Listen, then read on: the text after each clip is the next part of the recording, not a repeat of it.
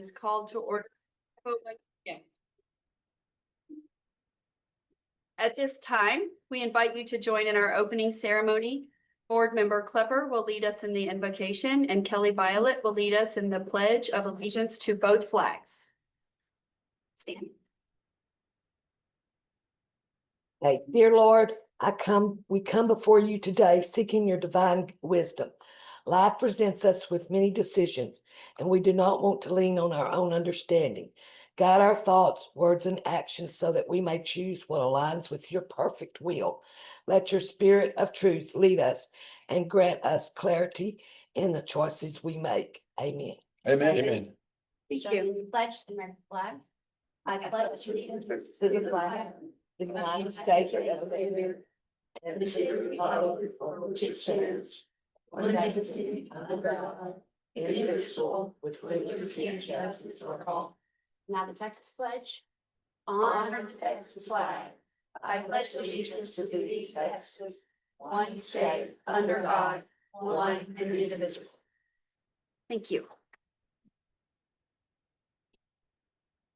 Item C, public comments and receipt of petitions. At this time, anyone who would like to do so will be allowed to speak on any matter other than personnel matters or matters under litigation for a length of time not to exceed 3 minutes. No board discussion or action may take place on a matter until such matter has been placed on an open meeting agenda and posted in accordance with the law. I understand we do have a number of people that have signed up. The first one is Hal Aber. So I was gonna ask, so just be sure, come on up, sir, and state your name and address. So for everybody, we don't have a timer, I don't believe. But so we'll just we have a lot of people. We want to hear from everybody. So, okay, we will set a timer and just try to stick to it. So we Okay, don't sure. have to run My name anyone is out. Hal Aber. I've been in Texas here for 3.5 years. Also a member of the Tomball Art League too. So originally come from Washington, DC, which is probably one that asked me to leave. But I've changed my ways. I'm in God's country right now. So I'm really interested in the Tomball Legacy Square project because my background has a lot to do with that. I was a director of design for the Smithsonian Institution for the American History Museum for 25 years, and we dealt with a lot of the situations that you're dealing with at the Legacy Square. And the meeting that you had, I think it was last July, was very impressive, where the architects and the engineers actually asked the public what their aesthetic ideas are. And that's very, very unusual, because I think there's a lot of Texas has its own vernacular architecture. So I think it would be a nice thing to incorporate into the design of this. So as the director of design for exhibits and public space planning for the Smithsonian's American History Museum, I was in charge of all design of the exhibits and also public spaces. Wrote the scope of work for master plans for the Star Spangled Banner exhibit, for Julie Child's Kitchen. Some of you may have seen that. And I worked with Skidmore, Owens and Merrill with Gary Haney out of New York on the master plan of the building, and also the redo of the center core of the museum to make way for the Star Spangled Banner's new exhibit. That was Ralph Lauren donated $20 million for that project. So I worked with doing design reviews and also reviewed construction drawings for all of those projects. Also, I worked on not only interior but exterior projects. I worked with Smithsonian Gardens in the development of the garden areas. And in those cases where we had to go before the Fine Arts Commission and the National Capital Planning Commission, and also the Washington, D.C. Historic District. So I've had a lot of experience with a lot of things I think that you guys are involved with your project. 45 seconds, Hal. Pardon me? 45 seconds left. Okay, good. All right.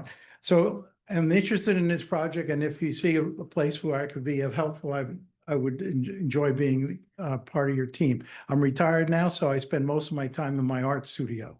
So thank you very much. Yes. Questions? Where do you live, Hal? We can't, we're not allowed during the public comments and receipts to ask questions. when we get to that item. that we were Unfortunately, that's the rule. We got, It's on the application that I submitted. Yes. Anything else? Thank you. Thank you. Thank you. Cody Miller.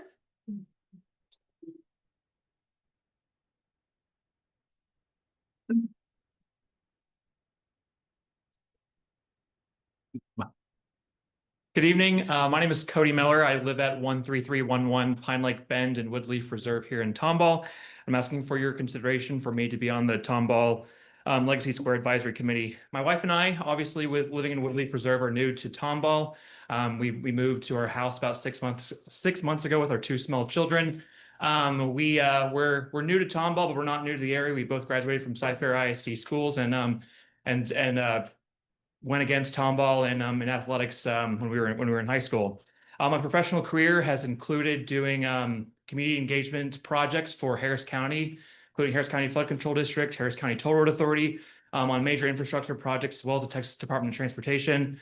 I currently serve as the Director of Government Affairs for the Greater Houston Builders Association, which is advocating for attainable housing at the city, county, and state level within our region. So with my combo of work experience plus my newness to the city of Tomball, I think I can bring a fresh perspective and also have a lot of good experience to be able to see this project through and make it something that all Tomball residents can be proud of and something that our kids can grow up in Tomball and be proud of too. So thank you for your consideration. thank you. Thank you. Rosalie Dillon.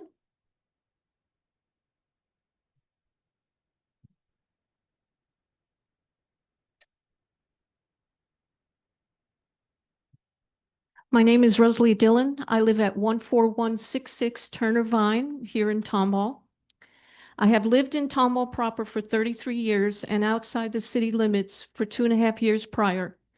My daughter was in Tomball ISD from 2nd grade till graduating in 2001. After all, Tomball ISD is the best school district from near and far. I participated as a Cougar Pride band mom during her school years and for many years after. I was honored to be inducted into the new Cougar Pride Hall of Fame in 2017. I was also honored to receive the Citizen of the Year Award in 2014 from the Rotary, and so honored to receive the Volunteer of the Year Award in 2011 from our chamber. I worked for Cornelius Flores here in Tomball for 22 years and for the city of Tomball for 15 years, giving my all, heart, and soul.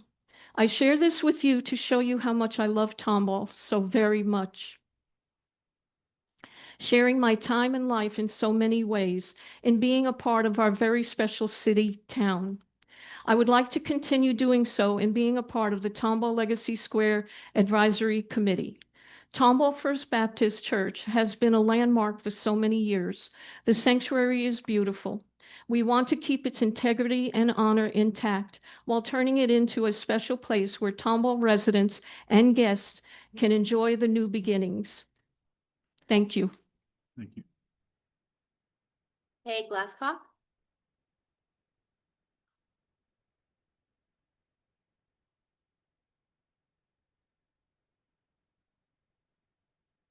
Hi, I'm Kate Glasscock. I currently live at 616 South Walnut. I just built my new home. I've lived in ETJ for all my life. And we owned a John Deere dealership for 21 years in Conroe, and I'm a real estate agent. And First Baptist Church is very near and dear to my heart. So I'd love to be on the committee. Thank you. Michael Dean Pierce.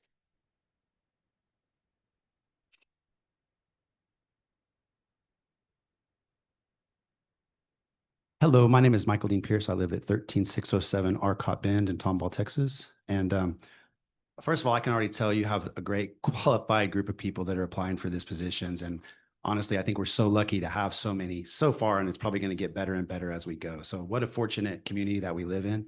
I want to throw my name into the hat just because this particular property has been, I think, a crown jewel of Old Tomball for a long time. And I want to thank the EDC and whoever dreamed up this idea to buy this place, because this is really just what Tomball really needs is a centralized, showcased, beautiful location. So I'm really just here to say thank y'all for doing what I feel like Tomball has needed for a long time. And I think now the responsibility kind of falls on y'all to continue that on with the rest of Tomball and, you know, just giving us the little downtown that so many great Texas towns have. And for whatever reason, Tomball got sort of left a little bit out of the architectural, you know, element of that. So this is a chance to bring those architectural elements in. I don't know that I bring anything to the table other than creativity. I'm an unlimited well of creativity and ideas and thinking outside the box and things like that. And I'd like to, you know, if nothing else, at least be included in discussions if I'm not chosen for the deal, just because, you know, I think I have good input. I love Tomball, and also I am a shop owner on Main Street. And as I've said at this podium many times, I literally live on Main Street. So I'm a real ear to the ground of the people and the other businesses and stuff like that. So if nothing else, I'd like to say I'd like to be a voice. And if I am so chosen, but it doesn't look like with who's coming up here, you know, there's a great group y'all got. So congratulations on that. And I want to say congratulations to y'all and thank y'all for doing this for Tomball. I know some people here might not feel that way, but I think in the long run, this is exactly the sort of thing that Tomball needs. So thank you very much, and please consider me, and I appreciate y'all. Paul Mickna.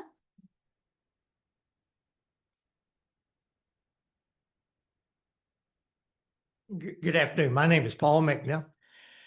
I'm here on behalf of the Say your- Tomball your Legacy Square address. Committee. You say your address. Oh, sure. My address is 1325 Virgie Community Road, Magnolia, Texas. Both my kids graduated from high school here in Tomball, and my mother went to high school here in 1930, but she lived over in Husmith. 25 years ago, I was the police chief here in Tomball. I got a phone call from Paul Betancourt wanting to, at the time he was a tax assessor collector, he wanted to put a substation here in Tomball, and he called me and said he'd like for me to find a location to put this office. I met with him. The first place I took him to was the old fire station here on South Walnut Market, built in 1934. I had the key. I went inside. I showed him around. We walked around the building. He said, "Take me to Four Corners." I took him to Four Corners, Lowe's, Academy, a lot of parking, a lot of lighting. Buildings were new, fresh paint. He said, "I'm through." I said, "No, we're going to go back to the 1934 building, fire station on South Walnut Market." I showed him around. I told him how it would benefit Tomball by the tax office being in that location. People would come to town, people would shop, people would eat. This was before the Main Street crossing or Tejas ever came to town. He called me a while later and said, "We're going to take the station, we're going to remodel it, and we're coming to Tomball." I think we would all agree that has been a benefit to the city of Tomball, that tax office being there. I want to take that same dedication, enthusiasm I showed 25 years ago to this committee. I'll do whatever is best for the city of Tomball, and I commend y'all for buying that building in the heart of the old town of Tomball. I commend you for that. I want to update my application too. On my application, I said that I own 3 properties in the city of Tomball. This morning, we have a contract on the 4th one at 422 West Main, now called A Plus Radiator. Thank you. Eric Sundin.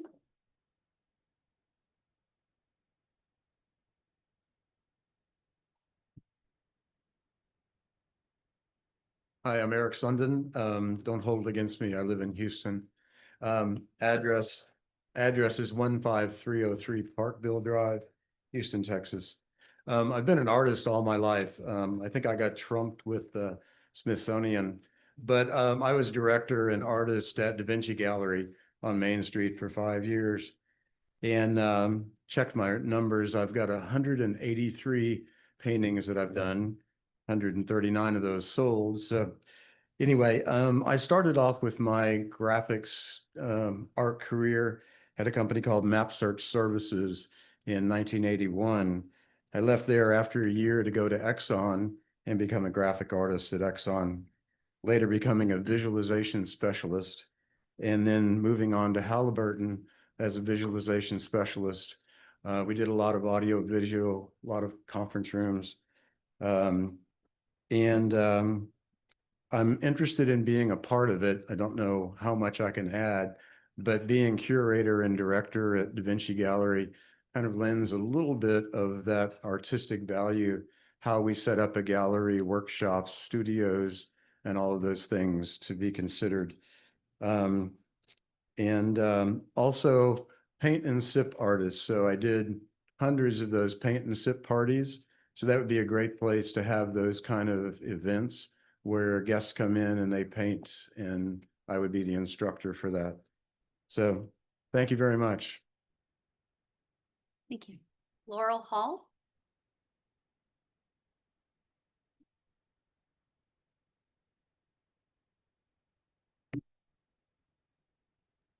I'm Laurel Hall. I live at 13607 Lost Creek Road in Tomball, Texas. And thank you for inviting us to come and introduce ourselves to you on behalf of the Legacy Square Advisory Committee. I have submitted my application and I'm so excited about the project.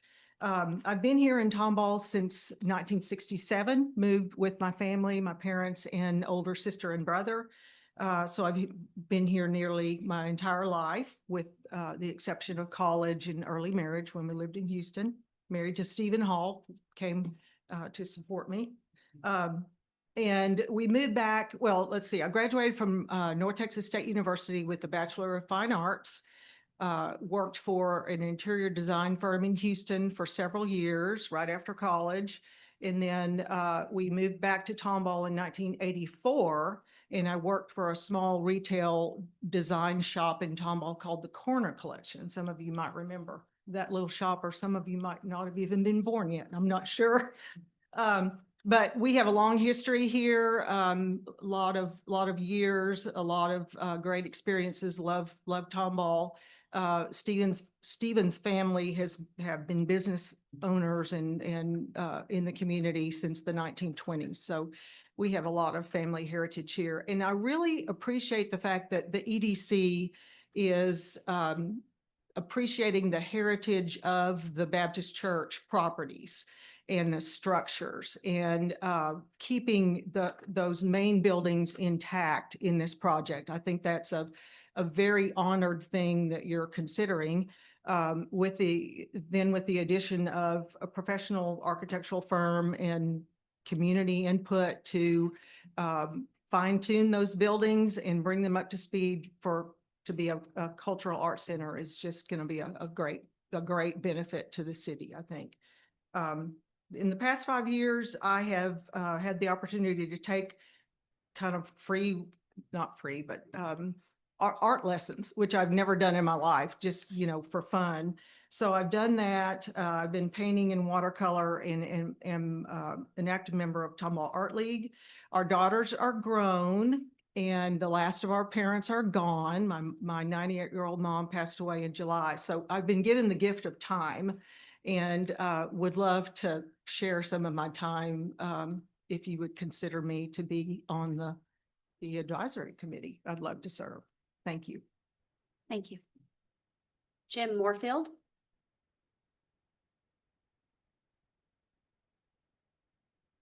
Hi, I'm Jim Moorfield. I live at 14406 Spring Mountain Drive here in Tomball. I'm a farm boy,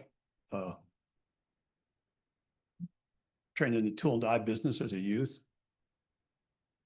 veteran of the United States Air Force, mechanical engineer by formal training, MBA in finance, PhD in management and systems theory. That means you want to stay away from me because I know what no, anyway, just curious. No, really, I'm at that time in life where I've had a very successful business career in the last 10 years here in Tomball, running my own business.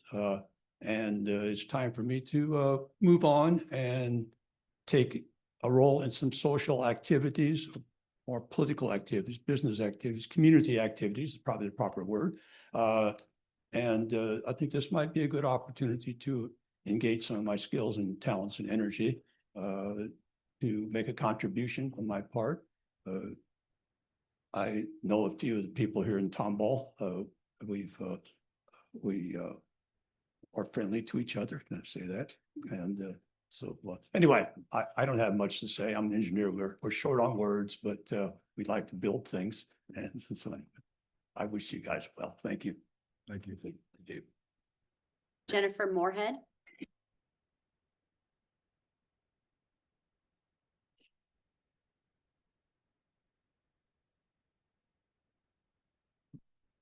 Hello, my name is Jennifer Moorhead. I live at 6623 Green Creek Meadows Lane in Klein, Texas.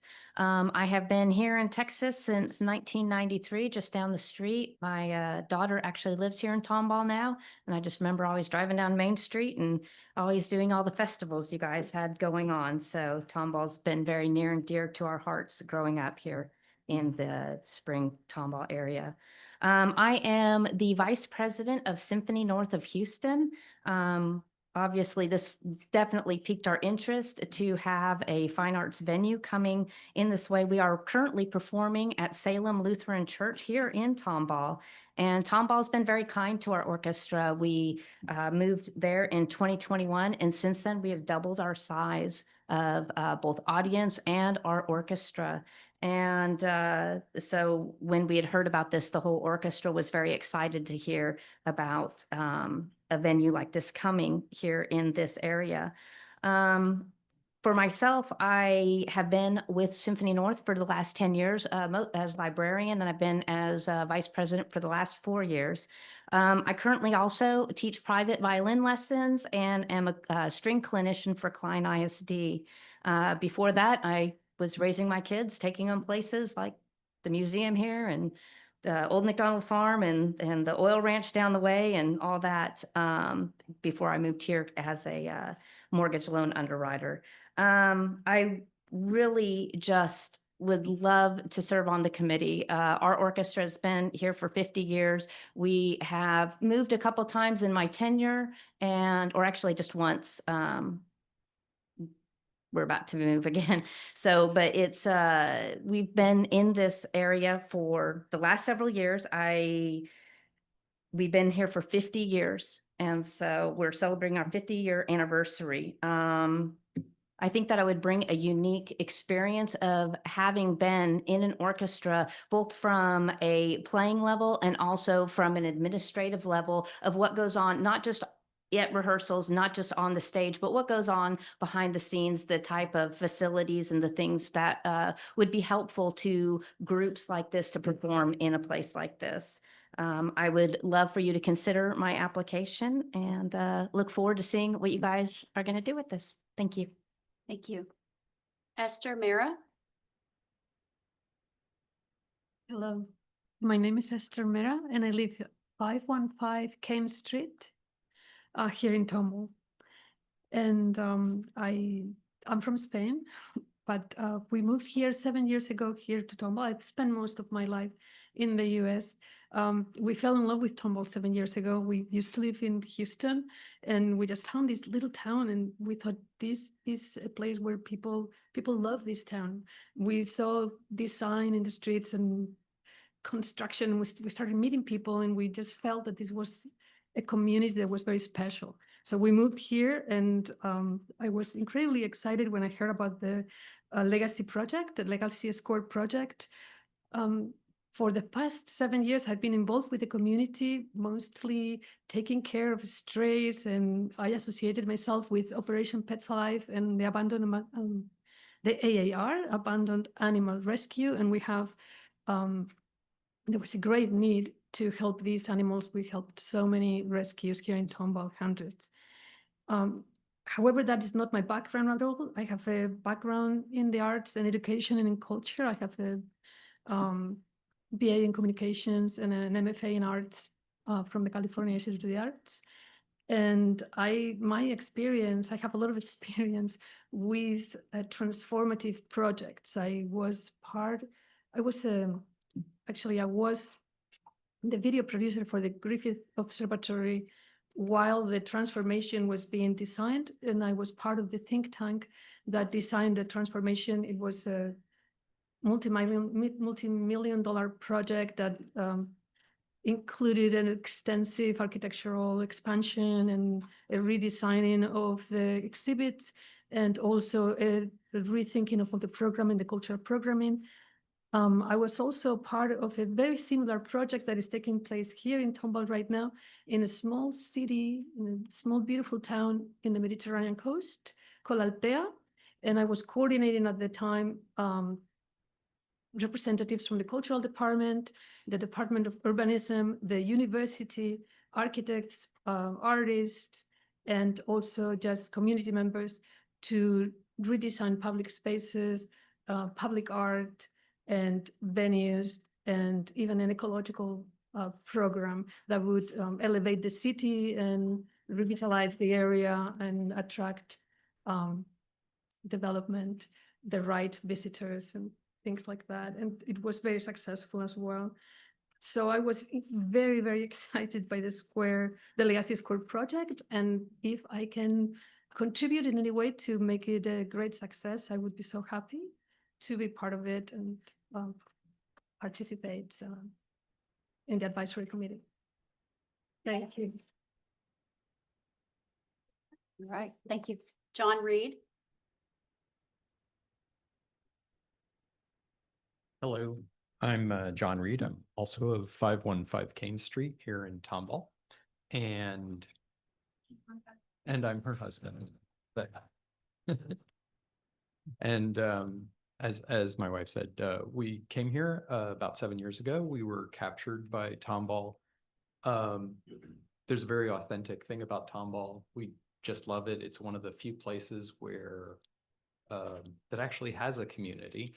And I'm happy to be here with the whole community, trying to move it forward with the community. A little bit of background: I teach down at University of Houston, and I teach a lot of different things, sound design and public art and things like that. But one of the things I teach is called Pursuing Utopia, which has some relevance to what everyone's trying to do here today. And one of the main writers on it that I like to reference points out that at the community level, like, the world could be solved if you could solve things at the community level. So I take that very seriously. And I think everyone here wants to do what's right for Tomball, keep it balanced, keep the business balanced with everybody's personal and fun social lives. And that's pretty much it. The rest of it's and I listen to people. And I run the Tomball Music Circle that meets on Sundays, so we can all just play music together. Thank you. Thank you. Patrick Howard.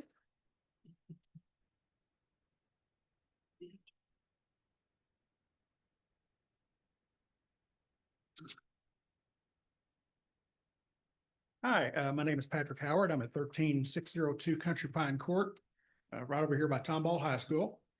Except for about 10 years of being misguided. I lived in Dallas Fort Worth for about 10 years. Otherwise, all the rest of my life in this area. So I volunteer with TEAM a lot. I do a workshop for them, and I drive by this Legacy Square project site all the time, and I just so excited about this multi-generational project. You have a wealth of talent, so you have a whole lot to choose from. I know. My major expertise, I think, that I might bring to the table would be AI. I'm a founder of a company called Advantage AI Group, and perhaps could show you how to use AI to brainstorm the project, help you manage the project, etc. But anyway, that's what I'm bringing. And gosh, just looking around here, this is going to be a great project. I look forward to it. Thanks. Thank you. Thank you. Maureen Ellis.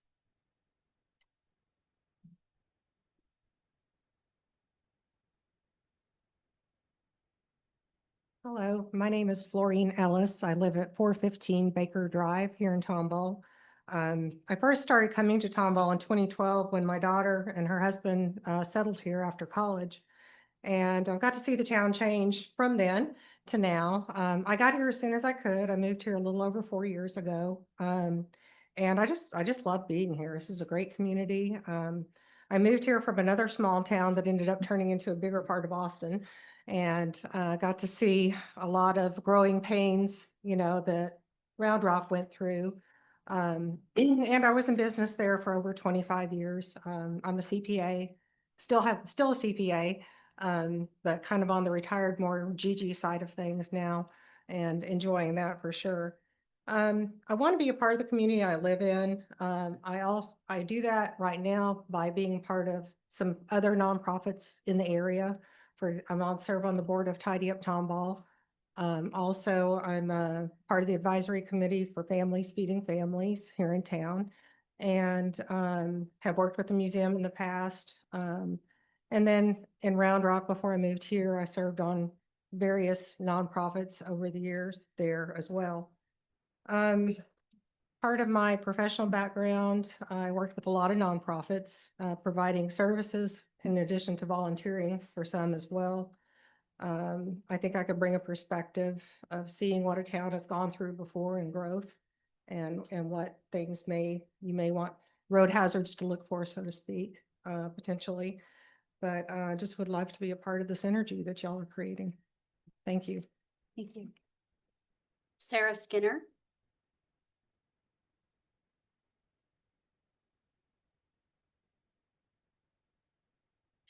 Good evening, board. My name is Sarah Skinner, and I live at 22410 Willow Creek Bridge Lane. I've lived there for 13 years and am a sophomore in high school. After high school, I plan on studying government, and I believe that serving on the Tomball Legacy Square Advisory Committee will help better prepare me and is a way that I can serve my community. Thank you for your time. Stephanie Skinner.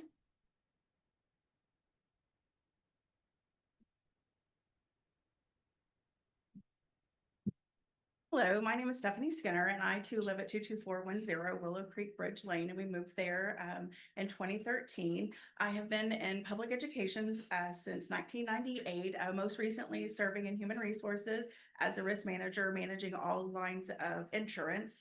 And mitigating risk is my specialty, but I really come to you with the scope as a consumer, as a parent, a multi-generational. I have 15-year-old twins that are going to be driving soon.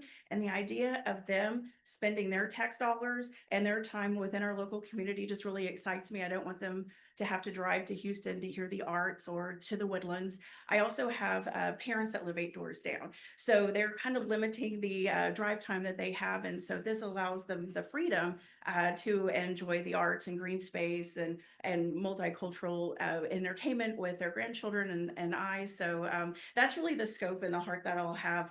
I could sit here for 8 hours and talk to you guys about lines of insurance, be really exciting, but just really my heart as a parent and a daughter is what drives me to want to serve on this community. Thank you. Thank you. Lisa Daniels.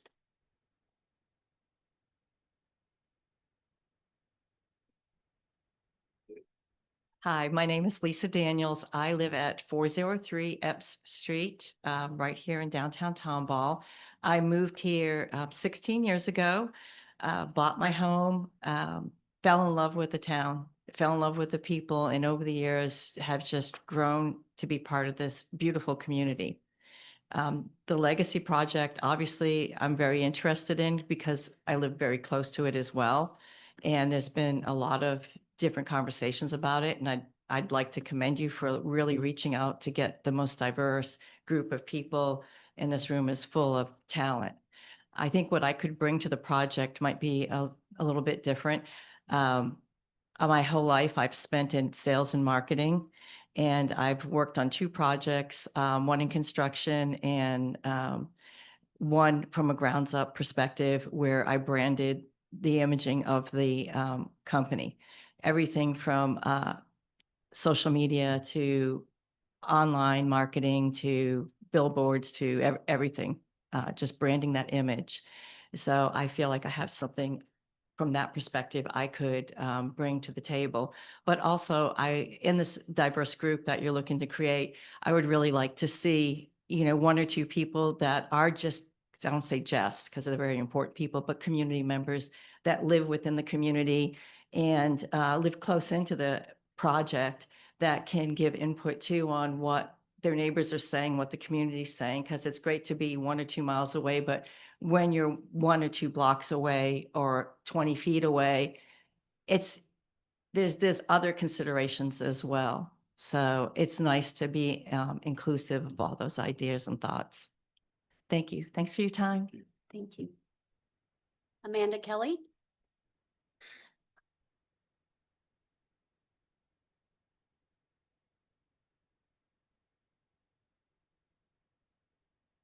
Good. Ooh, nope, I'm short, so we're gonna move that down a little bit. Good evening, Tomball EDC Board, Tomball EDC, and all the wonderful community members who are here today. My name is Amanda Kelly. I am the Market Manager for Tomball Farmers Market. My address is 19710 Rippling Brook Lane, Tomball, Texas, 77375. So thank you so much for the opportunity to speak this evening and for working so hard to keep our wonderful small town community that we are all blessed to have. I have served with several committees and boards and am currently on the Tomball's TAC board. My community involvement, proven servant heart leadership, marketing experience, and previous experience within the restaurant industry as a corporate restructuring team member has given me been a great asset to the Tomball Farmers Market to help us not only grow into the third largest all local farmers market in the state of Texas, but has also helped. I have gotten the privilege to personally help 31 businesses to date outgrow Tomball Farmers Market and be able to move into brick and mortars, not only in the Tomball community, but in Houston Metro itself. So I'm so proud of that accomplishment, and it says a lot for our community. And we have gotten to work directly with the Tomball EDC over the years to help facilitate structured, consistent growth for these small businesses, all of which there's not one of them that is not still currently operating within our community. So I may not be the one that you want to grow your plants, but I'm really good at growing people. And yeah, I'm not like I kill everything, y'all. Okay. So I believe that I bring a forward looking mindset. I have strong organizational and logistic skills, and I have a deep commitment to preserving Tomball's identity while supporting that growth.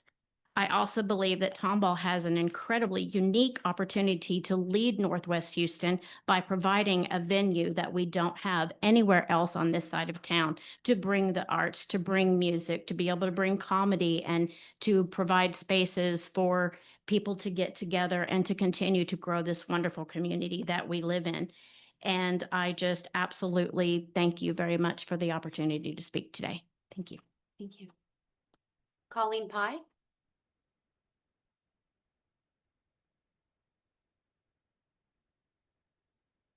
Hi, I'm Colleen Pye, 411 Fannin, Unit A. I've called I've called Old Town Tomball home for 12 years, but I've been coming here for 31. And if you've met me, you know, life is a little bit better with joy, and we definitely get joy, and we get the sense of family here. We are the Mayberry. We are all walking, living Hallmark Channel. Many people know me, will hear me say, welcome to the set of Tomball. And Legacy Square is just going to be the bigger set of Tomball. You know, I see people on a Saturday morning. I love to go to the farmers market, the art market, and just watch the people go by. Most of them are younger. They have children. And I think building the future for these children and leaving them right here rather than going to Houston is awesome. I really appreciate that a lot of older Tomballians will, I do refer to them as Tomballians. It's just not the same. It's just not the same. But then some will say it is the same, and it's family. I just had a party at my house, 70 people, 67 came. They were all local Tomballians, and it was one big family affair. And I think that being able to have that at another place in my house would be great. And just also it would bring value to our homes. I would love to serve. I would just love to serve. Thank you. Kayla Thompson?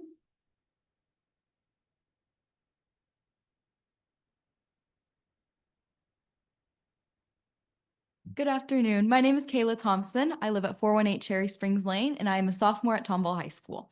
So I have been a fine arts student for about 8 years. So I've been going to Tomball since I was in kindergarten. I've been dancing since I could walk, and I really, really love the arts.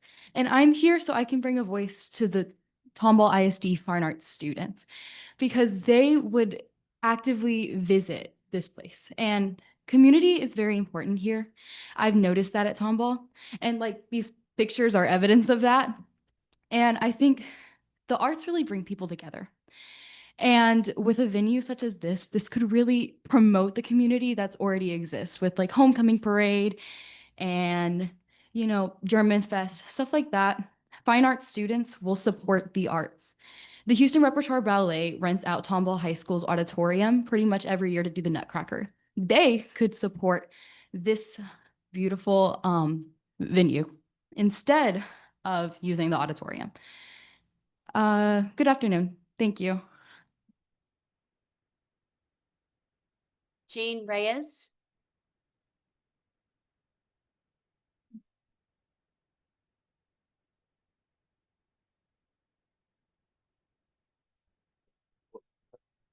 Everybody, my name is Gene Reyes. I live at 515 South Con. Back gate opens up to the World War II Memorial, which has a straight shot view of what's going to be the future. Tomball's been nothing but good to me. I moved here 6 years ago. The best things in my life has happened right here at Tomball. And I don't know if I'm the right guy for this, but I've got some skills, and if y'all want me to help out, I'd love to.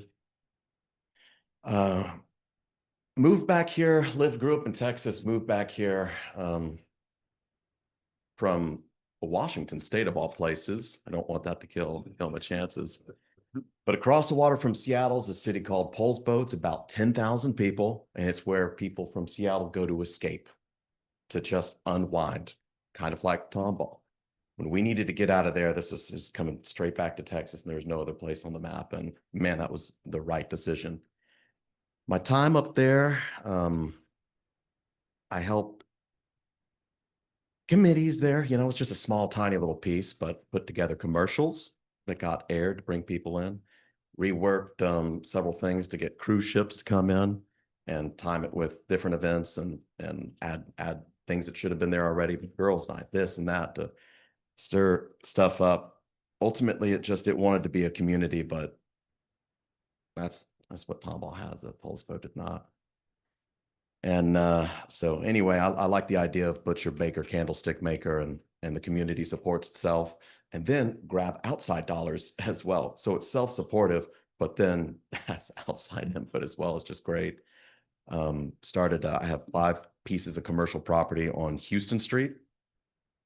A candle factory. The facility is currently getting put up right now. We manufacture candles. We're in about 1,000 stores,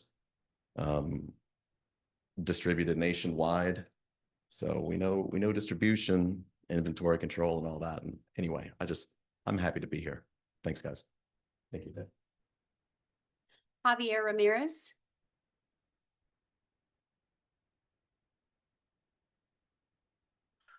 I debated by starting by saying either good afternoon or good evening because it's 5:44, so don't know where it falls.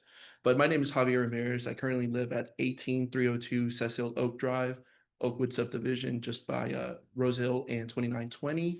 And I was able to finally accomplish a lifetime goal of mine earlier this year in becoming a homeowner.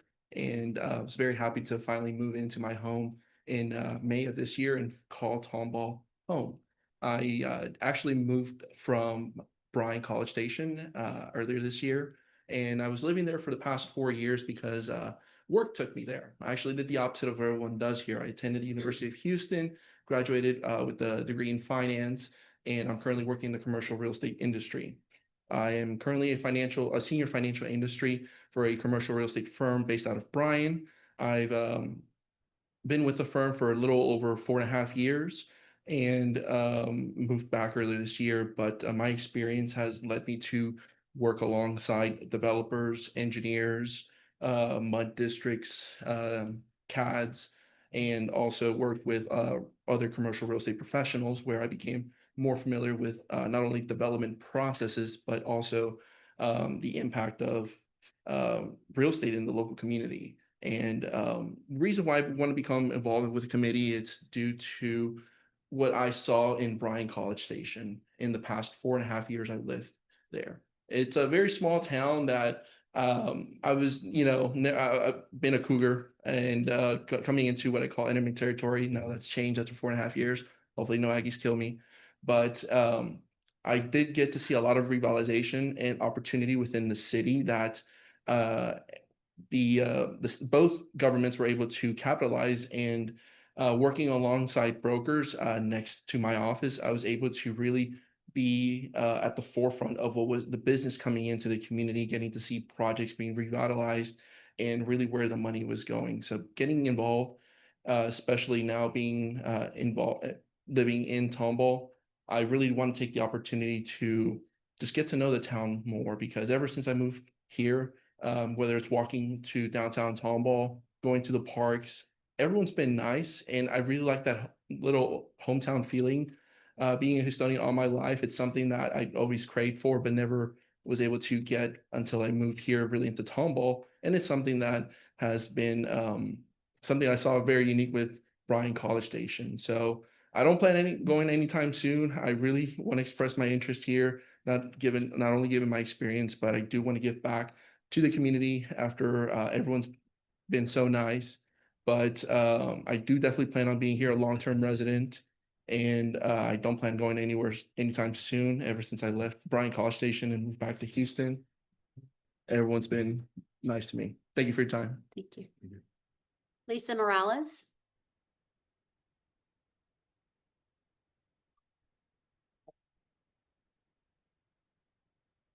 Hi, my name is Lisa Morales. I live at 18631 Summercliff Lane in Tomball. My family and I moved to Tomball about 13 years ago, and we have loved being here. My kids are a product of the Tomball ISD system. So lots of experience with fine arts within Tomball ISD and community partners. I have experience working in the nonprofit as well as higher education sectors, as well as small business. My undergraduate degrees are in economics and vocal performance. I have a master's degree in opera performance, and my PhD is in history and economics with a focus in music as well. I worked for an internationally known opera company in Oklahoma, of all places. And through that experience, really as a young person, right out of graduate school, gained some experience with well-known conductors and directors and singers, and was able to interact with them up close and personal and really see what that world is like and understand the basis of building things, building programs, building productions. When we came to Tomball, one of the things that I saw was the charm that Tomball has, so the need at LSC Tomball music department. I came here actually in an administrative position as a dean, and immediately saw that there was lots of opportunity and hungry students. And so for the past 10 years, I've been building the music program at LSC Tomball. My experiences beyond the arts have informed what we've done there. I have sought to build community partnerships. We are active collaborators with the Prevailing Winds, which is a community band, with the Houston Chamber Ringers, a semi-professional ringing group, handbell group that performs all over the nation. We have now a robust performance program, and we've got students who are hungry for opportunities. And so what I have dreamed of for the last few years is a Tomball that values really quality arts programming and quality arts productions, and one in which our students can collaborate and get involved, and the college can be a partner and help in any way needed or wanted. And so looking for those collaborative opportunities, would love to serve on the committee. I think I bring a little bit different perspective from business and economics to working in a professional arts situation over a period of years to program building. And so I understand what all of that takes, and have sort of marinated with all of those experiences for a while. So I appreciate your consideration. Thank you for what you're doing. I'm really very excited, no matter what happens, to see how this project sort of unfolds. I think Tomball could be an amazing arts community. Thank you so much. Thank you. That was the last one I had signed up. Okay. Is there anybody else here? Come on forward, state your name and address.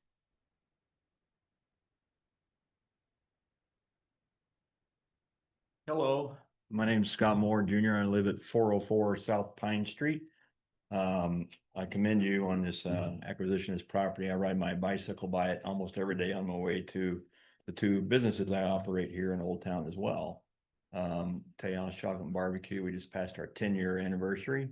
And the Tejas Burger Joint, we just passed our 6-year anniversary. So we're a resident and a business owner here in Old Town. So I'm got a very large interest in how this project is developed. And I think it's a wonderful opportunity. I'm super excited about it. I'm currently serving on the Planning and Zoning Commission for the city of Tomball. And one question I have for y'all is that, do you guys have this much fun in all your meetings? Because we usually have about 2 people at ours and six on a big day. So I'm super excited to see this much involvement. No, it's just awesome to see the community come forward. So I'm grateful that you allowed this opportunity for everybody to come up, put their 2 cents worth in. I think,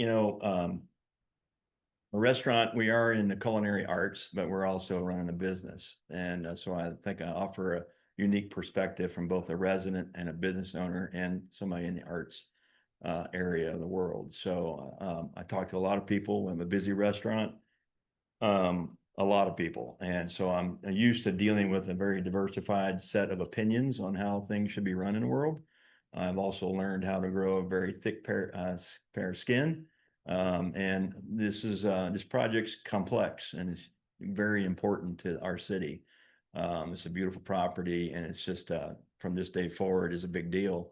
And it won't always be easy decision making involved, and there will be, but decisions have to be made, and feelings may get hurt, and all sorts of things may take place. But bottom line, the right decisions have to be made, the best decisions. They're not always going to be perfect. So I've spent a career on making decisions. Some good, mostly good, some not so good, and living with them. But anyway, I think I have a opportunity to provide some assistance to you, and I'd love to participate. Thank you for your time. Thank you.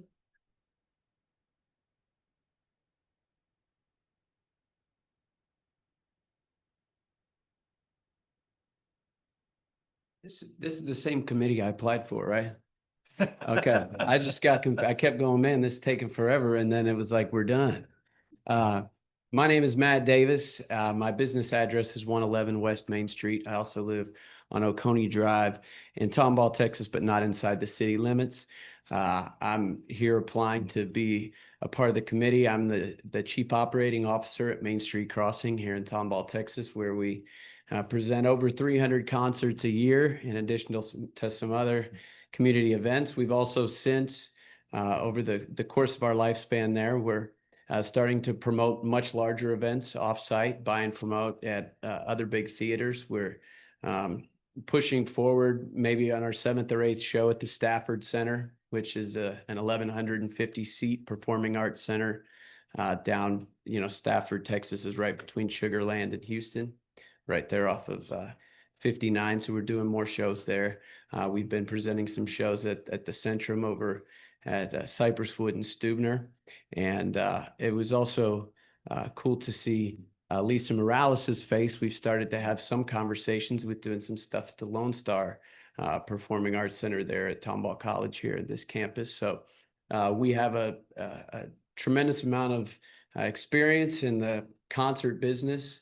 And we continue to move forward and move into bigger and bigger events. And, I'm thousands of events in addition to doing a lot of, private event type stuff, also outside of just doing live music concert stuff. And I understand that the big theater over here could also have some other types of multi-use, events in that facility. So the reason that I'm applying here is we're hoping that if this place is the right kind of a performing arts center there that's put into the renovated First Baptist Tomball, that maybe we can take all this business that we're taking to other parts of Houston and bring it home to Tomball, which is where we built our place over 20 years ago now. And, you know, we were weird and crazy enough to come in and build a totally type different place in Tomball way before Tomball was ready for it. For those of you guys that have been around,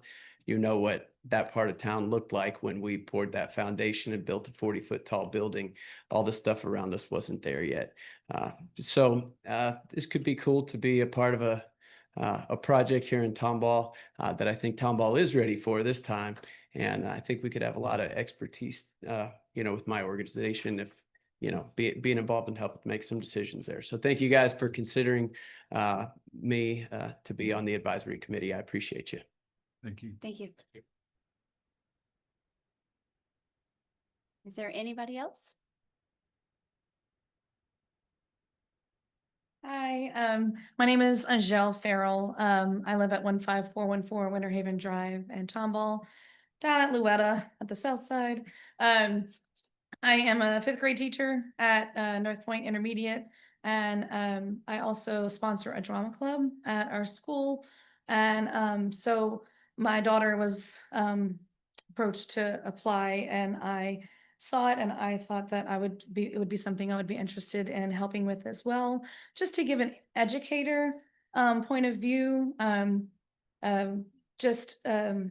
have 3 daughters, freshman, sophomore, and junior at Tomball Memorial High School, and they're all 3 involved in theater and choir, and I'm on booster club for both theater and choir at Tomball Memorial.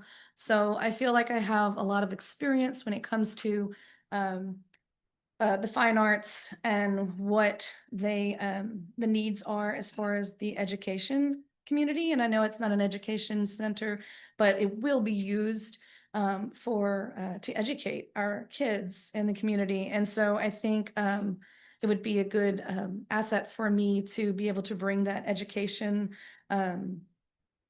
perspective to the board. Thank you. Thank you.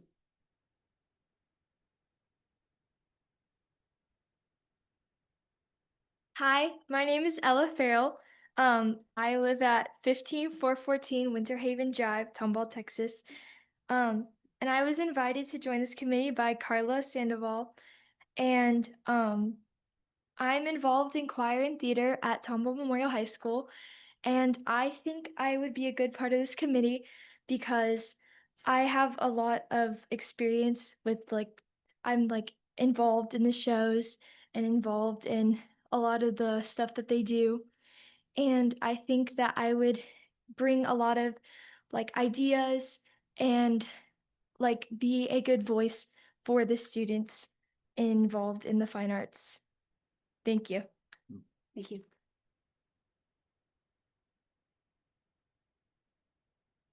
Is there anybody else?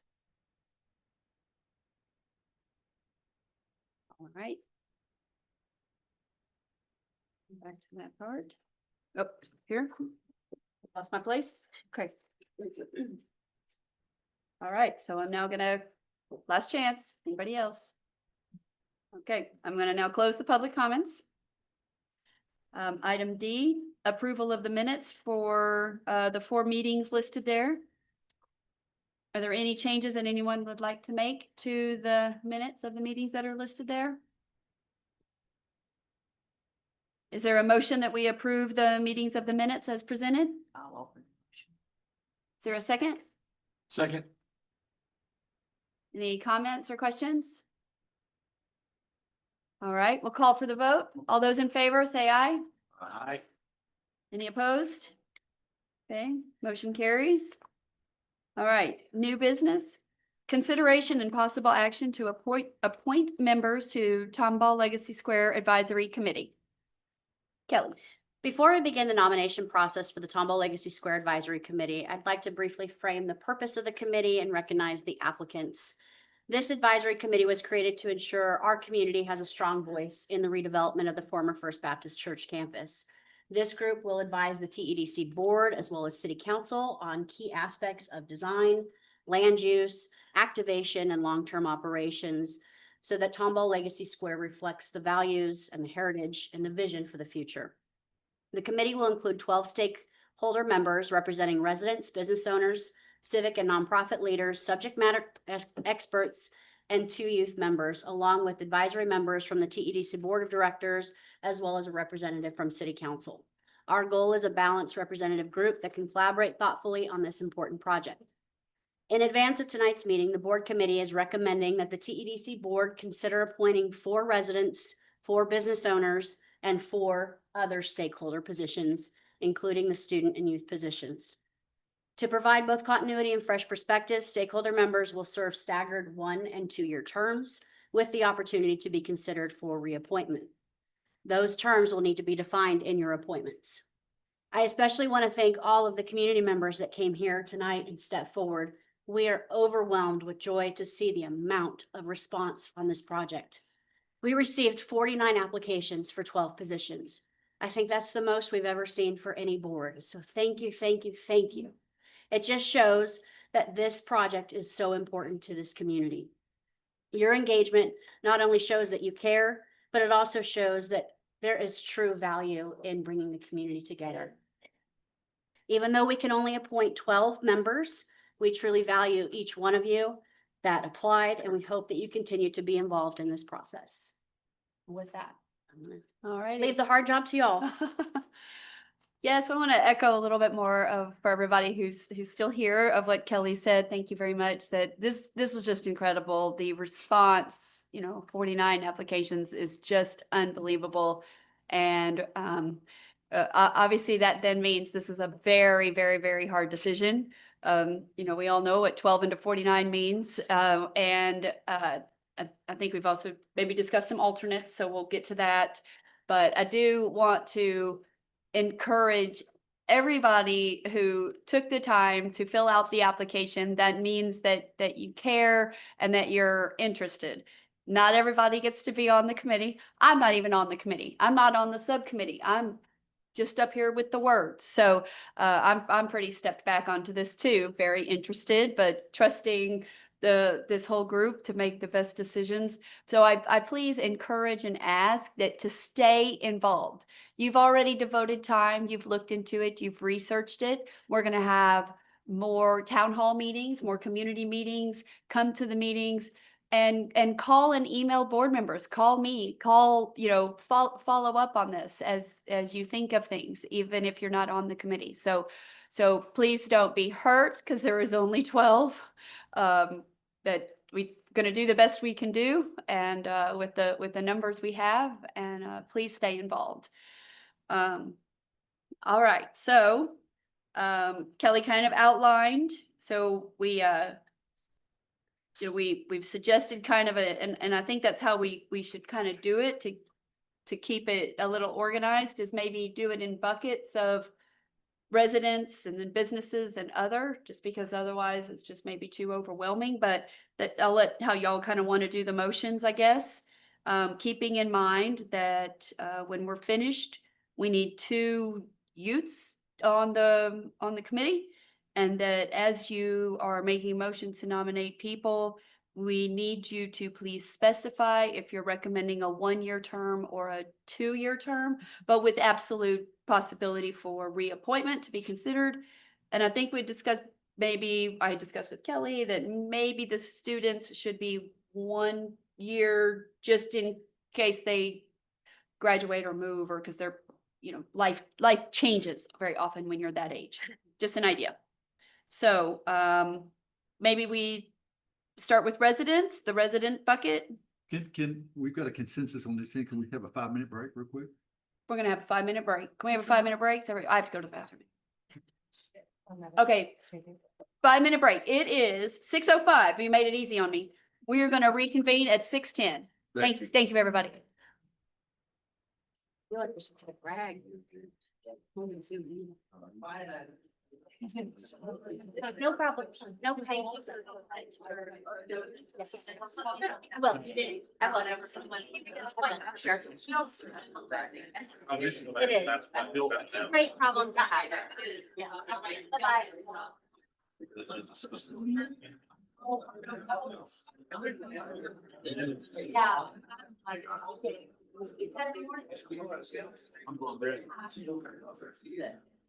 back.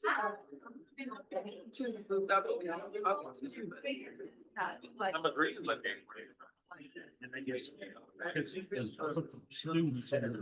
Yes, ma'am. I understand why we do it, business owners, but I don't necessarily like.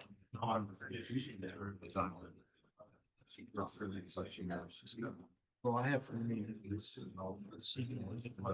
yeah. The CPA. Exactly. We did on CPA. That's what we said. Why we, I would assume. Yeah, I had him down here. The point being, we're gonna offer someone we. A reason why we think that person will be able to go to use in that.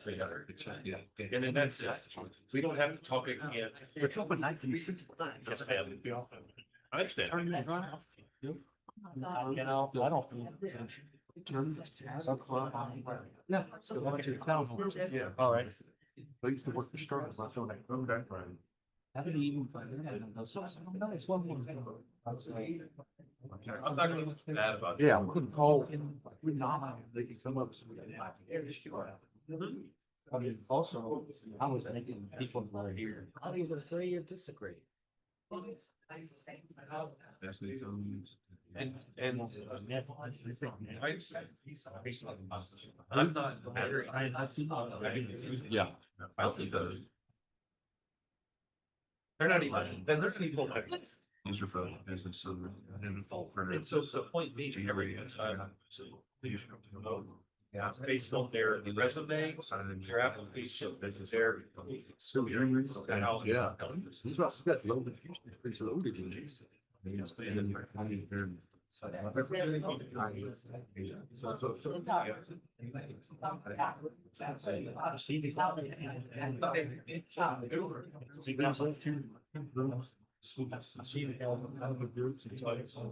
That's it. I know he's probably so convenient, yeah. You know, when you're a volunteer, it takes a little. Yeah, that'd be good. Yep. I'm not getting paid to make. I like his drive. Yeah. Yes, ma'am. And that, it's not a. Yeah. So. Something. But they may shut it down, and that's fine. But I would like to know if they do that. It's been turned on and died. This from the. Needs to be celebrated.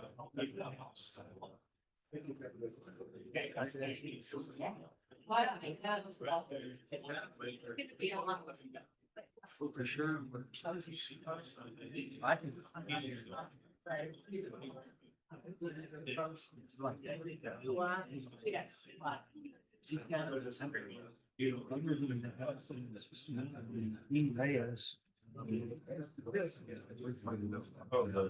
Yeah.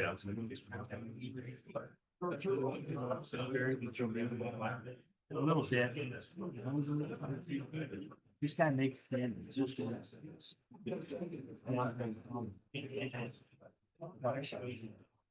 He can do both. You need a mix of artsy people.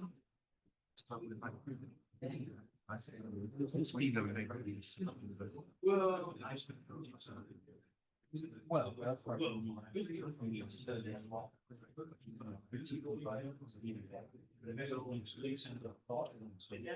That's why I like the guys. Remember, you used to. Yeah. I like this guy. Say it's here, but some guys, it's 81 Texas. This meeting started. You would think so, wouldn't you? I know, it's all from the Tomball. Yes. Stupid. Well, my youngest will start next year. All right, we're gonna reconvene in 1 minute. And then.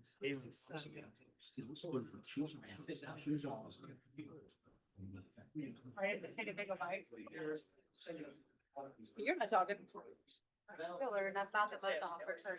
I love it.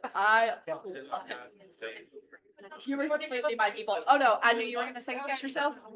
I That's love. up to y'all as a committee or as a board. All the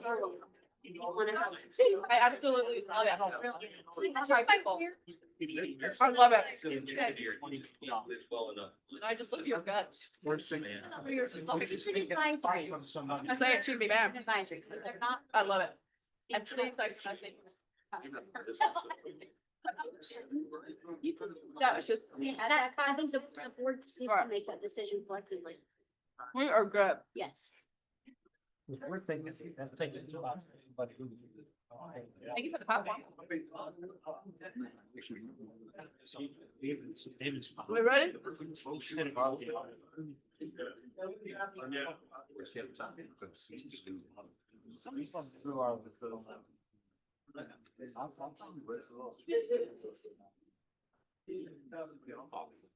Smart.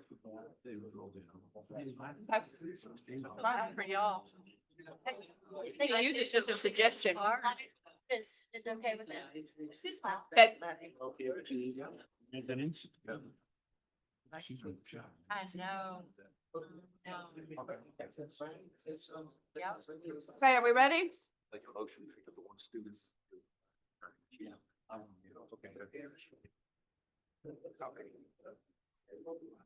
We're gonna reconvene.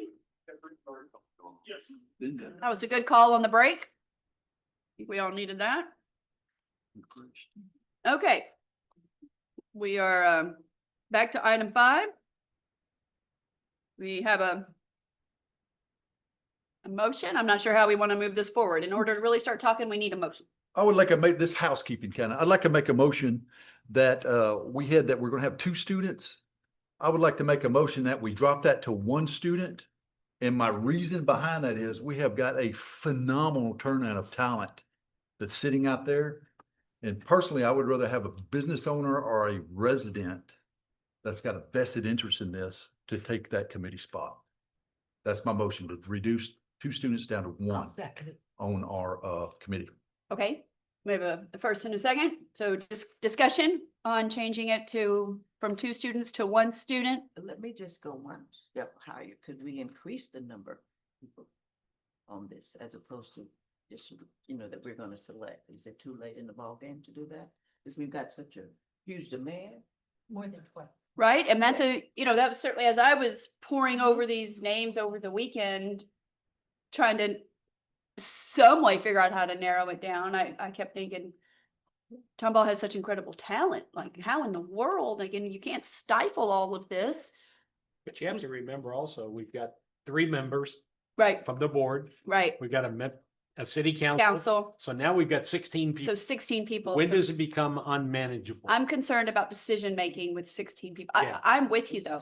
It is so hard. I'm overwhelmed. I'm just gonna express. I know, it's extremely right now. overwhelming. Yeah, I need more than this. I'm just- Well, I think it's just really highlighted, we need more town halls, more community-wide. And I don't put them through a 4-hour meeting so we can, if we have so many people in that committee and everybody's going to have an input, we're going to die of old age having these meetings with the length that they run. So just to keep everything crisp and fresh, keep that number down. Yeah. I agree. I mean, I think we should stay at 12 because we're gonna end up with 16. And of course, everybody's welcome to come to any meetings. I mean, they're open meetings. You can come and speak if you've got some input to put in. Yeah, if you're not chosen, you can still come give us input. Yeah, yeah, and that's something I did want to clarify, but I'm 100% certain that are the advisory meetings open? No, the advisory meetings are not, but the EDC meetings are. Right, so we are starting in January, going to meet every month. So I want to see all of you guys at every meeting every month. No, I'm just kidding. That was a joke. I know I'm not funny. Anyway, yes, but please come. That's why I started off with, please stay involved. And come and talk to us and all of that. And the staff Okay. has done a fantastic job. Our website, they've got a specific for Legacy Square on our website now. So information will be on there, updated. You also, another access for you to input. May I ask, the ground rules, what was the determinant to actually have 1 or 2 students as part of this board? I think it was really part of the discussion with the board committee, just to have the youth perspective on there. I agree with it. I'm just wondering if there was 2 just a number pulled out? It was pretty much just a number that was. Trying to get everybody on this, so we've got the viewpoint from all aspects of the community. So when we move forward, everybody's had, or somebody of a representative of their group has had a say so in this. I'll just make a comment that I have 4 kids, 40 to 27. I would much rather have a business owner on there that's got a stakehold in it. Nothing against a 15, 16, 17-year-old kid, but we're talking 20, like Bill said, 20 to plus $1 million over a 2 to 3 year project. It's a big commitment. Even putting them on a 1-year deal is a lot of time and effort on monthly meetings that could run late. But I think just there's some major decisions that have to be made on the construction, use, and other things. Doesn't mean we don't want their input, but I think we need maybe a little bit more seasoned person in there. That would be my thought. And I was the one that originally put 2 on there, 2 students, but I didn't expect 49 applications. So One thing we can do is do some focus groups with some of the students as well. If you want more participation and more feedback from the students, if you wanted to go down to 2 or to 1 from the 2. And then do a focus group, like a focus group at Tomball High School and a focus group at Tomball Memorial High School of the art students or something. Good. That's a great idea. And our applicants could lead the focus group. Since they've shown such a leadership, we don't ever want to stifle leadership. Y'all are going to be sitting up here sometime. Okay. More discussion on the motion to change it from 2 to 1 youth on this committee. All right, so we're going to call for the vote then. All those in favor say aye. Aye. Opposed? Okay, so that motion carried unanimously. So that has changing our parameters a little bit. Very good. I'd like to make a motion to start with the residential bucket. So if the residents I would like to present right now are Bill Hightower, Belinda Shaw, Laurel Hole, and Flo Ellis. We have a second? Second. We get these names written down. Bill. Repeat those. Yeah, Bill Bill, Hightower for 2 years, Laurel, Belinda Shaw for Belinda. 1 year, Laurel Hall, I'm sorry if I'm butchering your name, 2 years, and Flo Ellis for 1 year.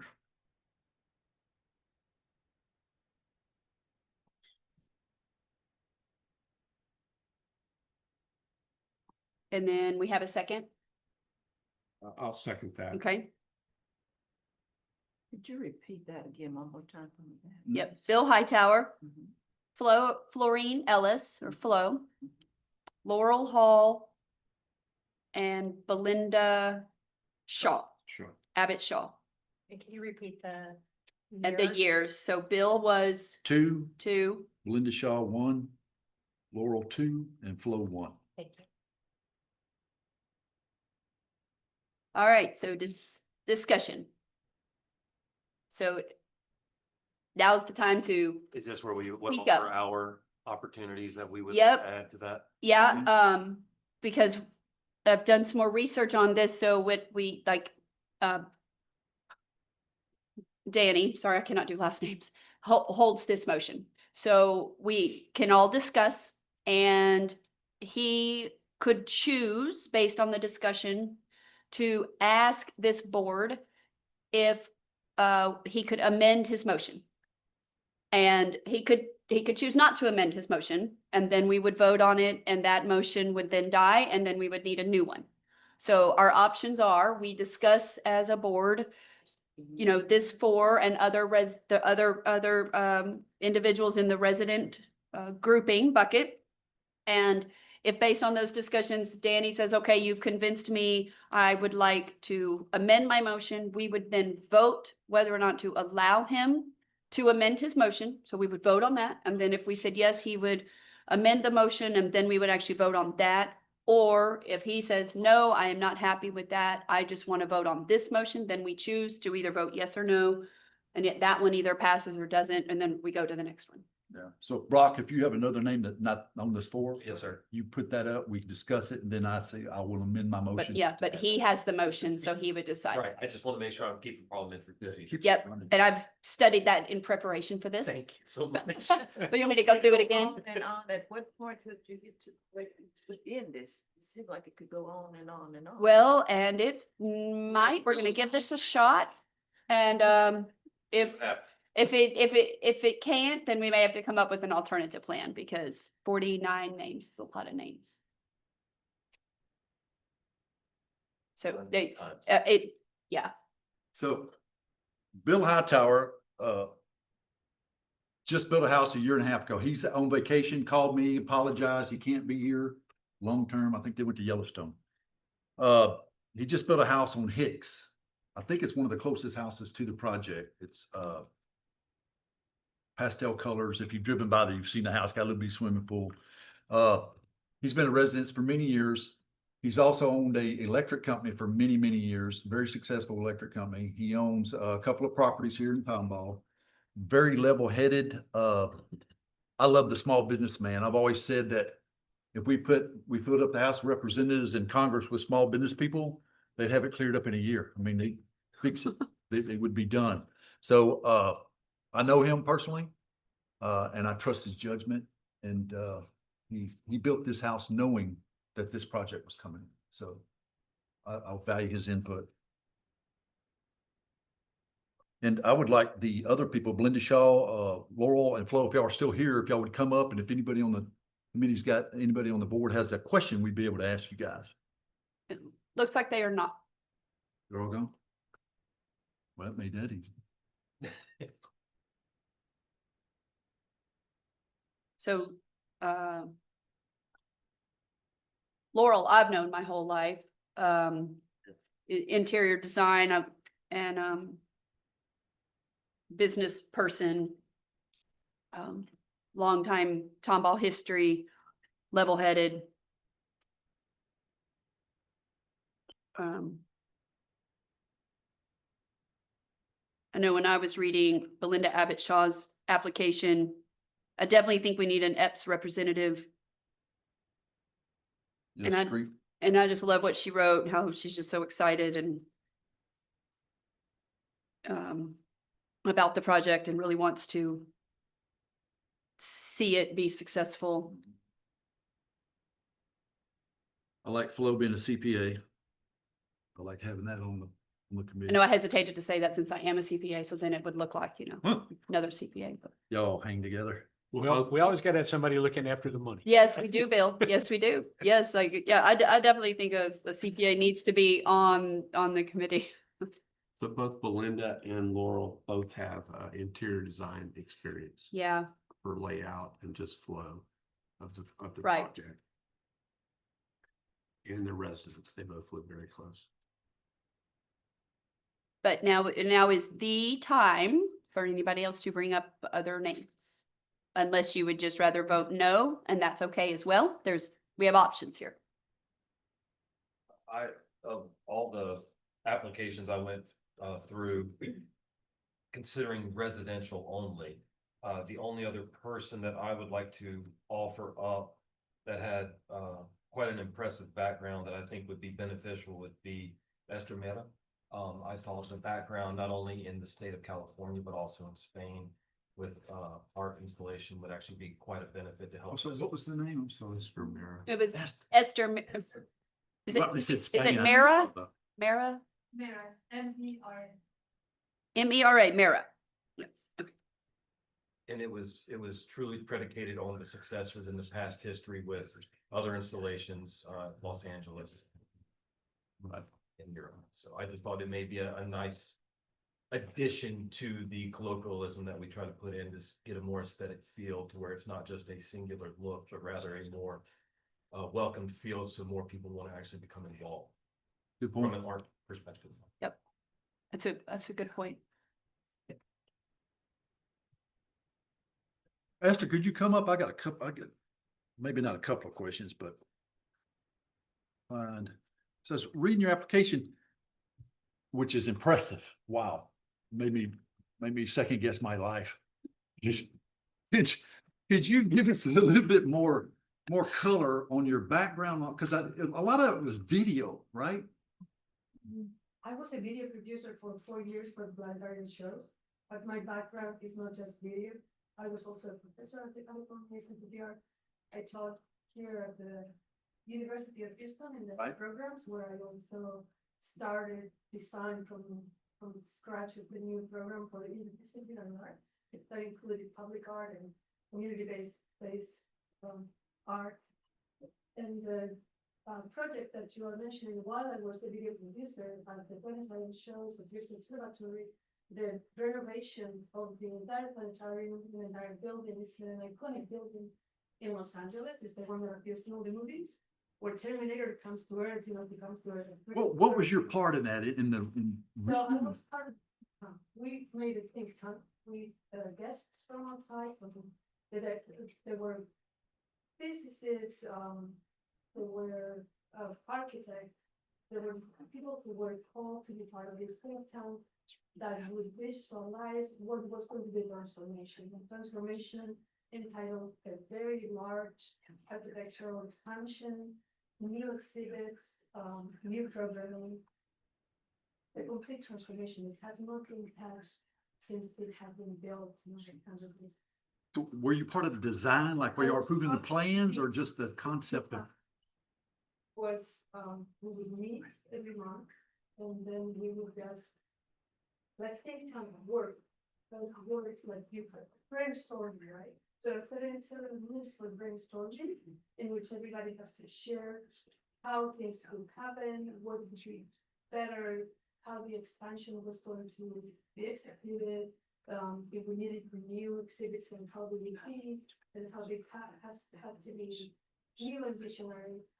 And then there would be like when plans were drawn, plans were brought, and people would have opinions and ideas of how they do the plans. Thank you. That helped me a lot. Right, and I was part of different committees, different projects. So that was my part in this project. Thank you. And then in the city of Altea, that was really interesting because the city had actually initially transformed certain parts of the city and it had not been successful. And it had created major problems. Just the initial renovations and the area that was built, and there were many problems between the two.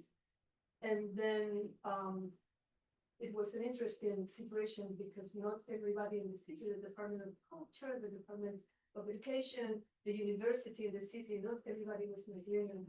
But through a couple of years, we worked on very interesting approaches in which I presented visual information about other cultural projects, public art, and projects that had exactly tried to revitalize city and inspired everyone. And then we collected a very good community of students, architects, artists, and people who were designers of environments and presented ideas, and everybody voted, and there was a big exhibition, and many of them were supported and actually city. So it was a long project that involved a lot of different, and if you look online, there is still the website, I think, with all the collection, and the city is one of the main cultural centers in the area. So it worked. So it worked. It's a beautiful town, and it was successful. And You do. Thank you for that. so that's sorry, extended a little. Lisa? Is it a problem if a mother and daughter or a husband and wife were on the committee together? I feel like having a mother and a daughter or a husband and wife is a missed opportunity for somebody else because we're going to get, I feel like, similar perspectives from a household, and that having one or the other is almost like having the other one. because they're gonna talk about it. And given that we have so many applications with so few spots, that it would be my advice that we not put mother, daughter, although I know, right, like, and you know, that we did have such applications, and I struggled with that over the weekend as I was studying and trying to bucket and read and think that I feel like a similar perspective would come from a similar household, and that we would meet different perspectives. But that's my thought. I'm one vote. No, I was kind of agreeing with you. Okay. First off, it's not a problem legally because Bless you. there's. Correct. I don't think it's a problem conflict of legally, but interest, that's, I mean, yeah. So, yeah. Thanks for asking that, Mr. Bill. I actually was looking at that and I thought it would give us a quote opportunity beyond the merits that I discussed to also possibly get a half or a full person without having to appoint the seat to the spouse. Correct. Right. Okay, 2 for 1. It is a 2 for 1.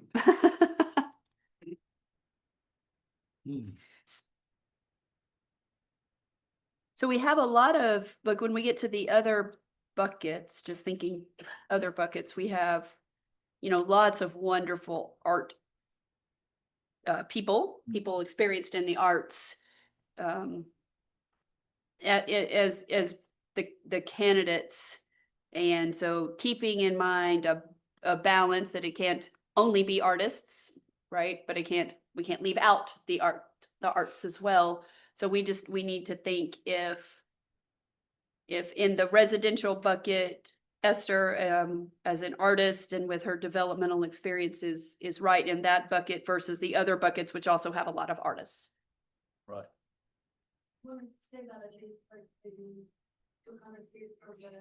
Yes, very close, right there on Kane, right? Yeah, very close.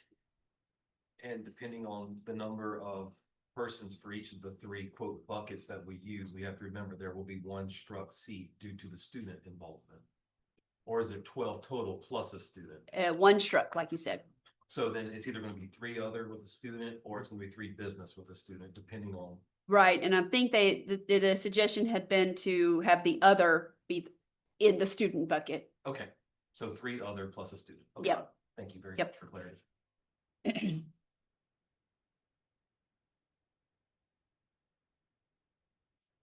Well, I would like to amend my motion and add Esther Mira to the residents, along with Bill Hightower, Belinda Shaw, Laurel Hall, and Flo Ellis.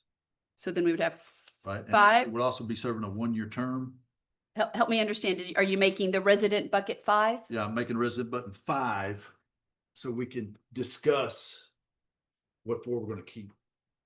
Is it? I don't know that that's how it works. So I think what we would need to do is amend the motion to have the right people, because that's what we vote on. All right, I got you. So we need to know, and you tell us what you're thinking of amending your motion to, and then we would then need to vote to decide to allow you to amend your motion. I know.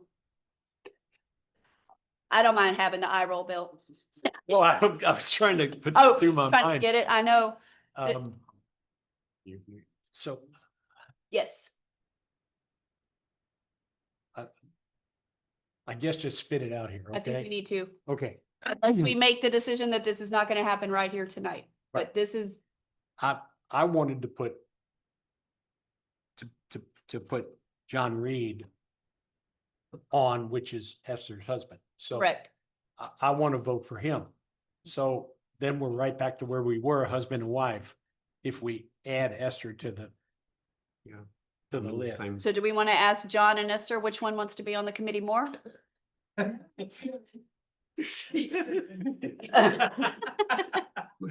All right, John just appointed Esther.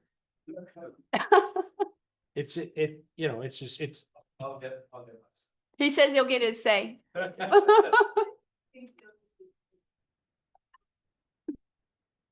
Okay, Well- so we would move Esther down into the other category on the nomination if that happens. So I will not change my motion at this time. Okay, so you're gonna leave the motion with Hightower, Shaw, Hole, and Ellis. and then so what it, because she's in other, it says other, so she's That's the, in the other bucket. She'll be in So the, she can be in the other bucket. the residential bucket stays Hightower, Shaw, Hull, and Ellis. Because she has other next to her name. Just knowing that she was a resident is why I brought. Yeah. So you may have to bring her up again. But she's a 2-for-1 because she's an other and a nearby resident. 2 for 1 twice, Yes. That's how we're gonna have to look at it tonight. unfortunately. Because we have so many people.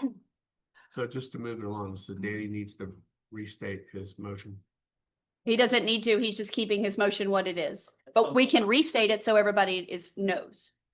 Is there clarity on it? Cause Yep. I'm ready to second. Are we ready to vote? We have a second already. Yeah, you've already seconded. So we're ready to vote? All right, let's call for the vote. All those in favor say aye. Aye. All any opposed? Okay. So now we can move to either the business owner or other bucket. If anybody has a motion for one of those that they want to put, and you don't have to do the whole thing. You can do one person at a time if that's easier. That's another option. I'll make a motion for other. And I would make a motion to nominate Esther Mera and Hal Aber to our other bucket. Okay, Thank you. very good. So do we have a second? I second that. Second that. It's her terms. Can you tell us the terms? Esther would be 1 and Hal would be 2. Okay, Thank you. thank you. Did Hal go? He left. He took off. He was in the corner over here. We're gonna be the only ones in it for the long haul. That's what we signed up for. All right. 2 names on the table right now. We have 2 names on the table for the other bucket. And I'm happy to amend if someone has a third that we have a consensus. on. I would ask you to amend and add CJ Foster, Ava Simmons, and Lisa Morales. Well, now we're at 5.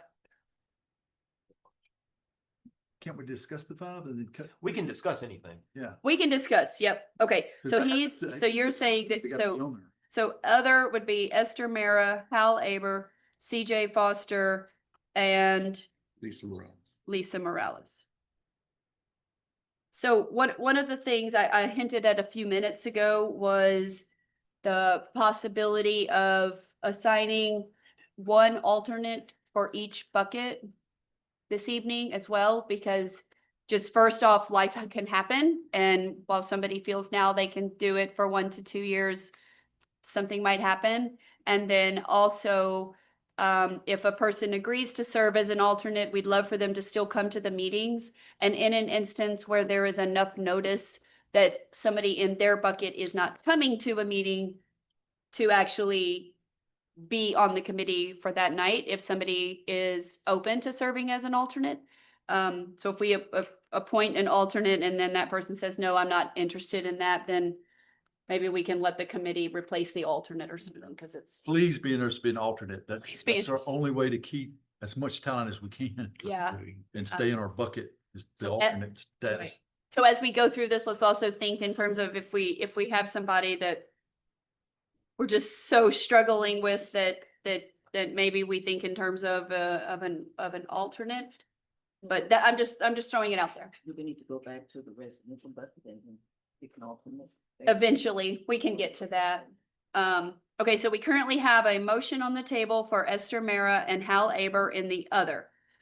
Danny has recommended that we potentially amend that motion to include not all of these people, but CJ Foster, Lisa Morales, and Ava Simmons. Has that been seconded? Somebody seconded? Well, that's not a motion. It's just a Right. discussion. Oh, that's right. So- It's just open for discussion. It would be up to Brock to decide. Yeah, so first off, I I think said we Ava definitely- Simmons, isn't she a student? I mean, she's got so much. I agree. She's at Lone Star. Yeah, You know, I agree. for him. Yeah, like we need Ava's a somebody from student, Lone Star. right? Yeah. Right. So then that wouldn't go in the other bucket. It's gonna be the student alone, correct? Won't we actually, No, she's part, Divorce yeah, the the student's student part as of their their other own? bucket. Students part of the other. we are gonna call it part of the other? Yeah. Okay, Mhm. never mind, excuse me. So Bill was just saying, and I was agreeing with him, that I feel like Lisa Morales being with the Lone Star is just an absolute must. Having somebody with having Lone Star College, I mean, that's just such a partner. Like you cannot beat Tomball, Texas without Lone Star College at this point.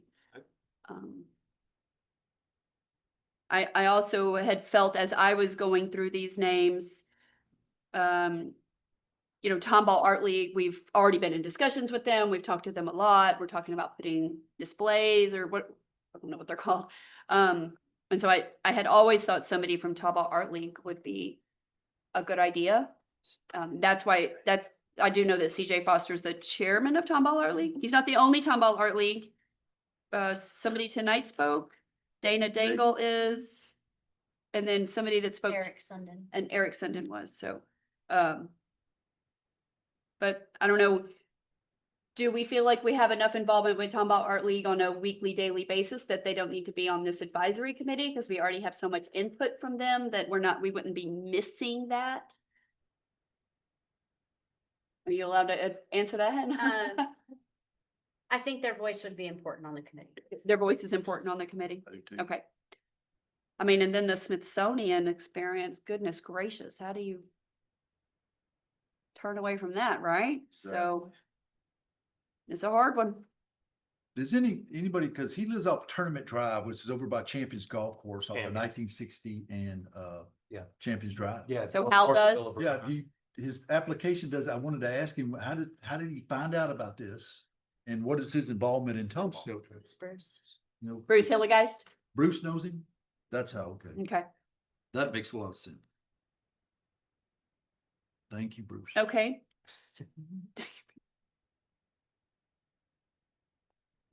Okay, so let's look here. So people, Tomball Art League people, are they other buckets? Yes. So Dana Dangle is also a downtown business owner. That's Tomball Art League. And then, I'm sorry, who was the other Tomball? Ava. Eric Sundin. Yeah, Eric Sundin. Still looking for that in my list. Okay. Or CJ Foster. Okay, and then Three. So we have to remove somebody from the other. Yeah, so we've got CJ, Hal, and Lisa. so we have Esther, Hal, CJ, Lisa, and Ava. Does somebody want to talk about Ava? She's not here. She's our intern. Give her background and how she's been doing. She's been doing great at the office. My only comment would be, since she's already part of the staff meetings and stuff like that, would it be smarter to open it up for another youth since we already reduced it to one? Yeah. Because she'll be a part of staff meetings and stuff like that. And so her input could be given to at the staff level. Like we already have her voice. Yeah. So I would, Okay.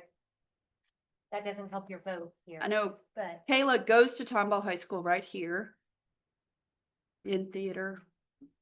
She had a lot of experience in theater and dance. Right. And, But you know, Ella too, right? Let's see what oh man. it's hard. I know. I mean, And it's feels personal, but it really isn't. Right. But it's humans. We're still dealing with humans. can you have an alternate? For I the think, youth? I think that's. A youth alternate since Yeah, so pick I one think we and should have a an youth alternate because stuff comes up so often. I personally Then the believe leader with can- Ava already being a part of it. Right. And her going to the memorial, having the other student be at Tomball High School and then having our alternate be the other memorial. Student really Okay. feels appropriate to the community involvement. Right. They're getting two dynamic positions based on the different sides of the community. Right.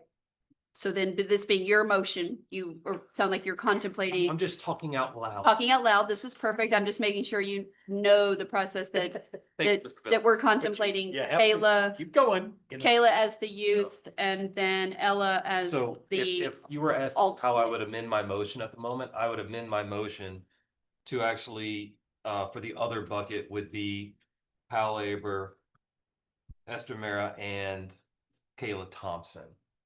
Okay. So the inclusion of Kayla Thompson. That You'd would be include Kayla three Thompson. of the four positions for the other. Okay. That still leaves two propositions by Danny, and I am wide open to discussions on on what we. Right. So he mentioned Lisa Morales, which is with the Yeah. Lone Star College, DJ was the other. and then CJ's with Tomball Art League. Yeah. So who you're for?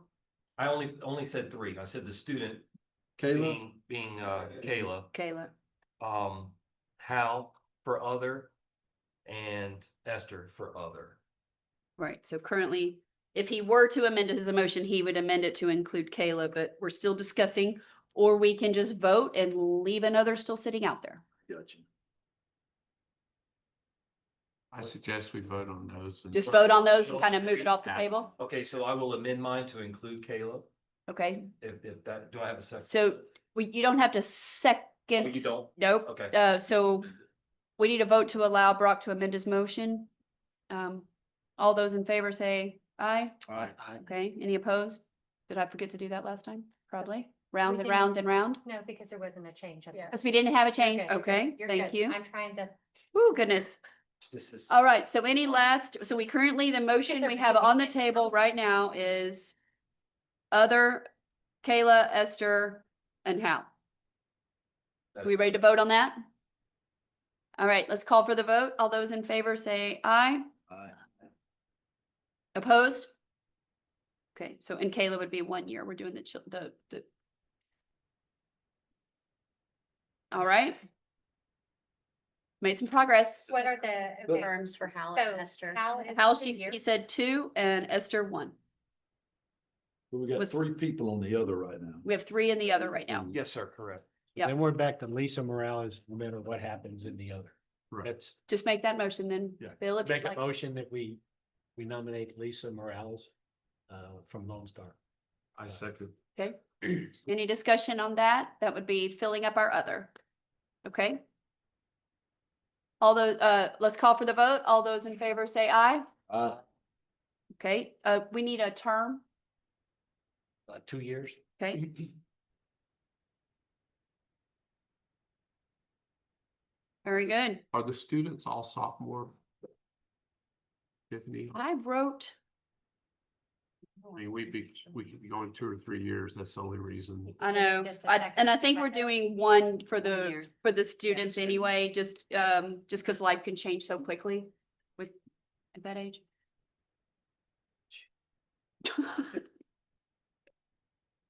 Okay, so do we want to discuss alternates in the residents and the other while we're Please. on that? Yes, please. I'll make a motion to discuss resident, Wait, resident and other alternates. Okay, someone needs to think about making a motion for either a resident alternate or an other alternate.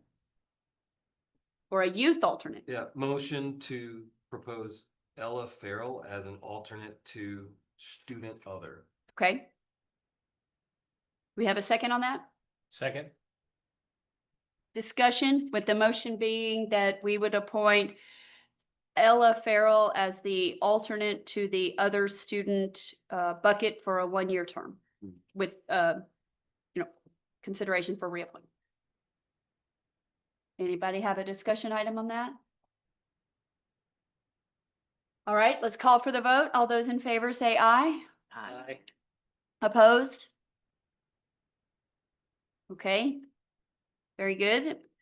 Let's discuss a resident alternate. I would like to make a motion for Sandra Glasscock as the alternate. Second. Also known as K. For resident. Okay, we have a Second. second. Okay, very good. Thank you. I'm so sorry. I'm keep going. You're doing great. I know. Okay, so we have a Kate. Is it Sandra or Kate?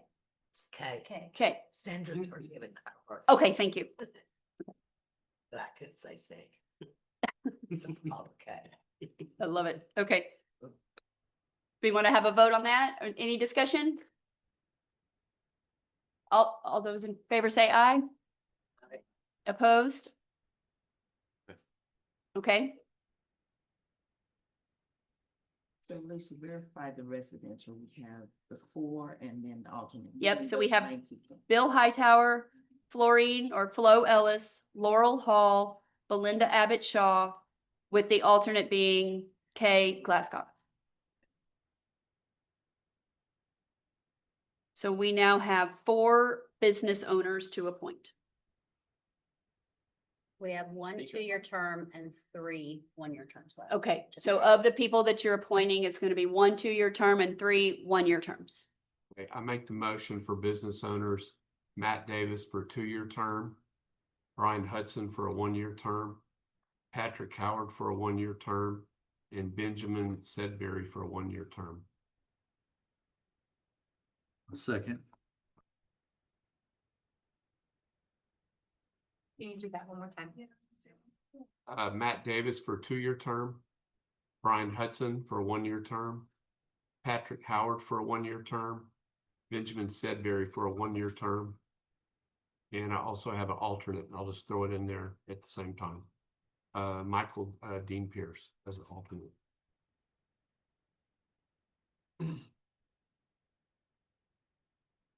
We have a second. I second that. Okay, That extra. okay, just since he changed it a little bit.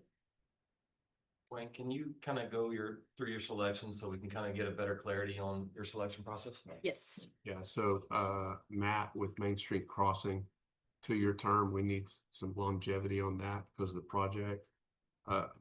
Byron Hudson is the Hudson Development, which is like a third No, of the I know who they buildings. Okay, No relation? no relation, different, he's got a D. I got a D. Brian's got a T. And then I need to look at my notes on. Patrick is the AI guy. Yeah, so Patrick, business owner, but also mortgage banker, Baylor Business Administration, AI.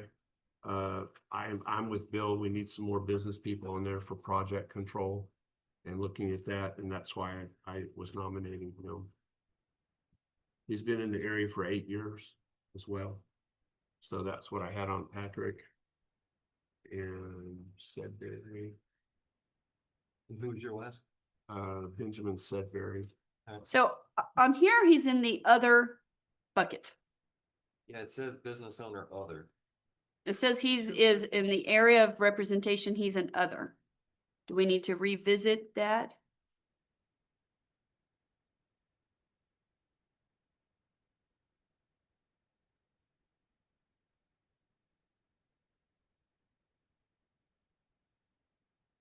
Yeah, because he could fit into resident, business owner, or other. He's got all 3. He lives here, he owns a business.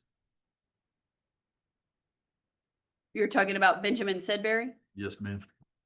but how he's classified. Is his business in Tomball? Yeah, he would have to be a business owner because we're the bucket for others. Cool. That's what I'm saying, but is his business in Tomball? I don't think it is. yeah. I'm not sure. He may not qualify in Tiffany, the, do you remember? He's not in the in there. business owner bucket. Do we have, USA do we Mag. have that pulled up? Can we look at the actual application? Can you Can pull we look at his Benjamin application? Sedberry's? I think Danny might have them all printed. Yeah, printed them all. Oh my gracious. And out. I'm impressed. Which one do you want? Ben Sedberry. Benjamin Sedberry, because He'll be toward the end. It's probably 2/3 way He's a through. resident for 15 years, no conflict of interest. so keep going. Current Cherry Meadows HOA president, current Xerox SLP Advisory Council member, Woodlands Chamber, Health, that- Wellness and Fitness Expo Committee member, That's right. I went to his LinkedIn. Woods Edge Community Church prayer partner. So he actually chose other. Yeah, Yeah, he he chose categorized it based on how they selected it on their application. Understood. Yeah. I don't think his business is in Tomball. I was just looking at it.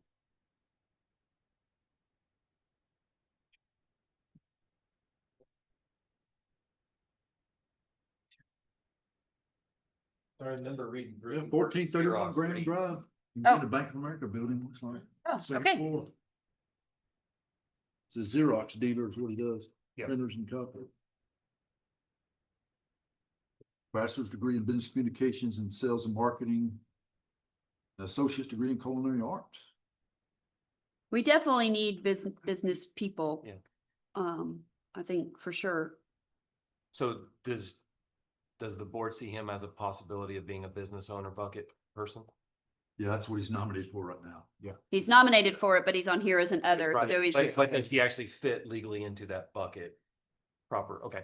Yeah, sounds like it. in Tomball, Perfect. 15-year resident. Yeah. Lives on South Cherry. And Okay. you nominated him, what do you, where's his, what do you think is his greatest strength to add to the committee? I'm looking for somebody that has business sense. Okay. That's it.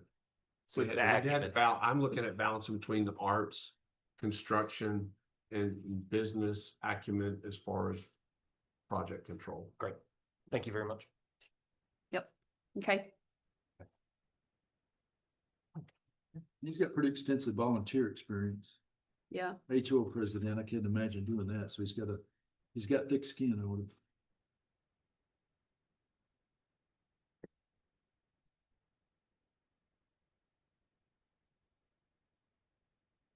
Okay.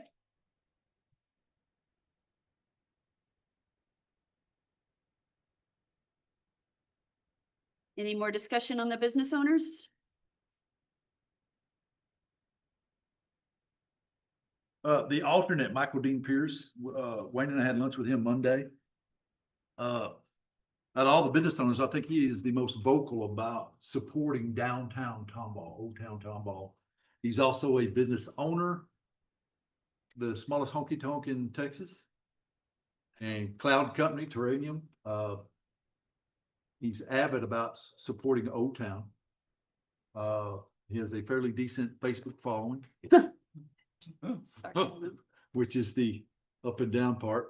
I think that Mr. Dean would be a fantastic avenue for us to get correct information out to the public. So we would get rid of all the misinformation that's causing a lot of confusion and frustration among the residents about what's coming in, what's not coming in, what's happening.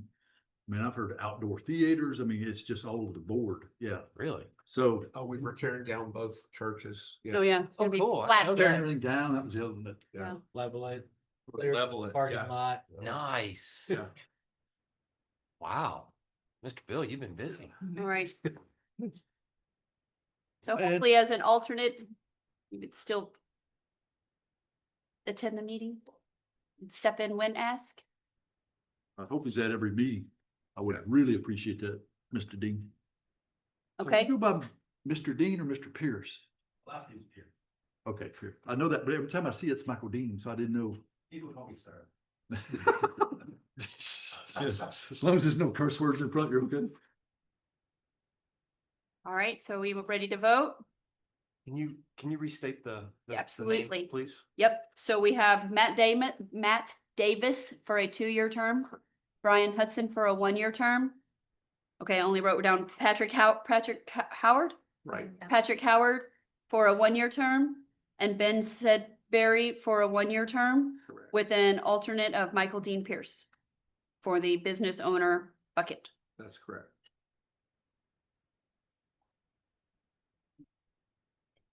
Thank you. Absolutely. Needed to be done. We have discussions, comments, questions? Ready to call for the vote? Now's your chance. Speak up. Please. Okay. All right, let's call for the vote. All those in favor say aye. Aye. Any opposed? All right. I think we did it. Did it? All right. Great job. President, can I make a point? Can I say something or am I out of words? Go ahead. Yes, Okay. please.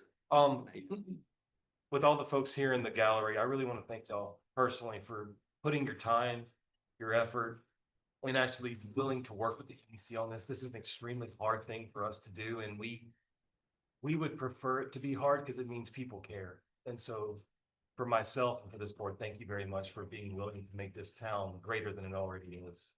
And for this board, thank you for doing the hard work just now. That was terrible. That was terrible. We're better. I appreciate y'all. And I second it. Thank you very much. I mean, it was so hard going through all that list. It's 49 people. Difficult. And when you don't know everybody, you just kind of go by what they had, and we did the best we could. That's all I can tell you. Amen. Okay.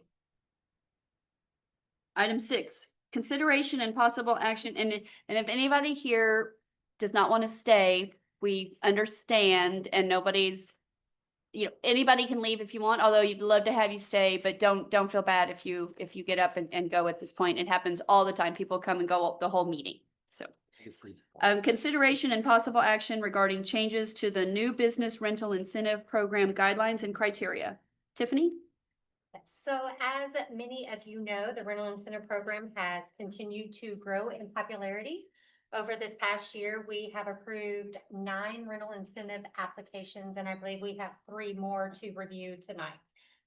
While this growth reflects the success of this program, the visibility of the program, it has also resulted in larger packets and agenda items, which is great. But this is pretty much a straightforward type of program, meaning that if the business is located within Tomball, they employ at least 2 employees and they are signing a lease, at least a 3-year lease on a vacant building, then they are eligible for this program. And so the maximum amount of this incentive to any one business cannot exceed $10,000, and that's based off of the 25% of their first year monthly rent. It cannot exceed that $10,000 threshold. And for those of you that just finished sales tax training with us through that entire day, you know that that $10,000 threshold is the maximum that we can do kind of there at that committee level. And so to improve efficiency in the review and approval process, staff would like to request the board's approval to delegate the review and the approval of these applications to the existing Business Retention and Expansion Committee. This committee already reviews and approves business improvement as well as facade improvement grant applications. This would lighten the load for board packets. If approved, the TDC board would receive a report at each meeting with their financials showing who was approved. Again, since this is more of a check mark type of incentive, but you would receive that report every single month to know who has been approved by that committee. That committee meets every 2 weeks to review business improvement as well as facade improvements. So it kind of helps streamline the approval process. So it's obviously just something that we wanted you guys to consider. I'm happy to answer any questions that you guys may have. What is it affecting the bylaws? You have a great point. You jumped there. It will not affect the bylaws, but if you look in your packet, you'll go down and there is the guidelines and criteria as well as an application. We have redlined that for you in your packet to see the very bare minimum changes that would take place to this program. Again, it is only reflected to show the change being given to the BR&E committee. I did list the committee people, not the names, but at least the chairs of that BRE committee. So again, that is going to be staff at the TDC, representative from a GTACC, 1 board member, and the council member, which is usually our TDC liaison between the city council and us. So that representation is at each BRE meeting. It's going to get fun by the end of tonight. Okay, do we need a motion to be asking all these questions maybe, or do we ask questions now? We can ask Questions? now. Okay. Do these go to council? They do right now only because it comes before us as a project. Because of the $10,000 threshold, they do not have to.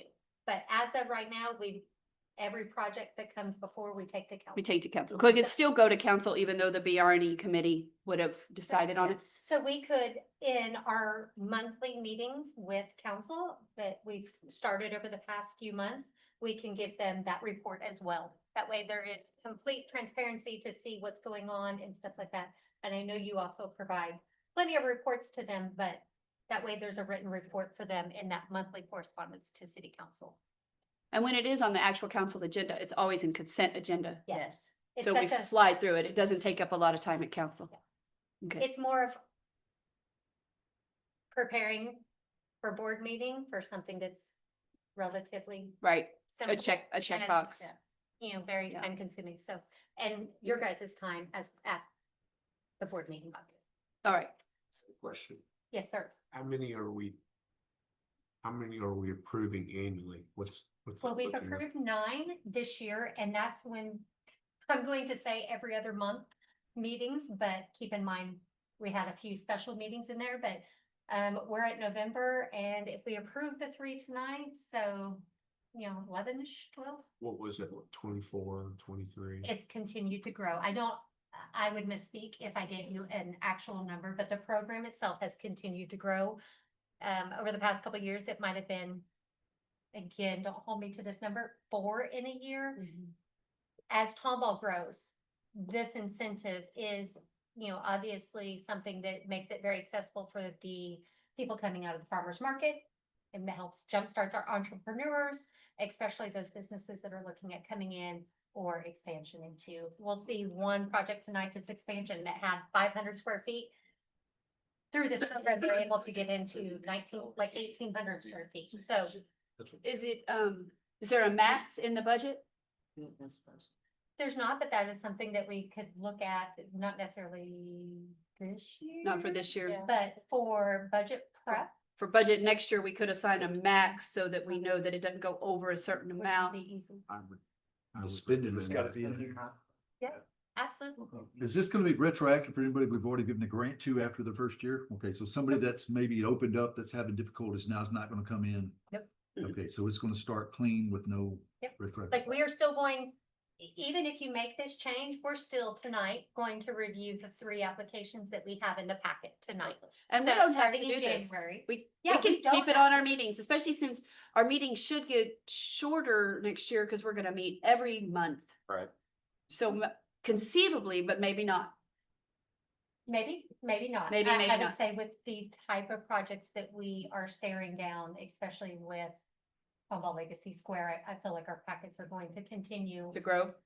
For those that were here at the start of the business park, we had a lot of lengthy meetings Right. trying to make sure that all the Ts were crossed, Is were dotted. I'm going to prepare these for committee or I'm going to prepare them for board meetings. So I have no skin in the game. It's going to have to be done regardless. It's just a matter if you want to kind of clear up the agenda. Right. And I'm on the BRNE committee as the council liaison. And they're real meetings. We do them on Zoom, but we're on there for an hour very often going through item by item by item by item. And they would be considered in the same way as it is here. It would just be a different group, which, but this does not need to happen. It can stay right here in our, And those meetings are recorded as well. and we do record them. Yeah. It wasn't a line item on the budget that we did with city council, just Not for rental. So rental. It's not a is- specific line item. It's in the grant. We have a grant budget, which was Okay. like 8 million or something for all that, and it's in there, Okay. right? It's in, Correct. So the project grant.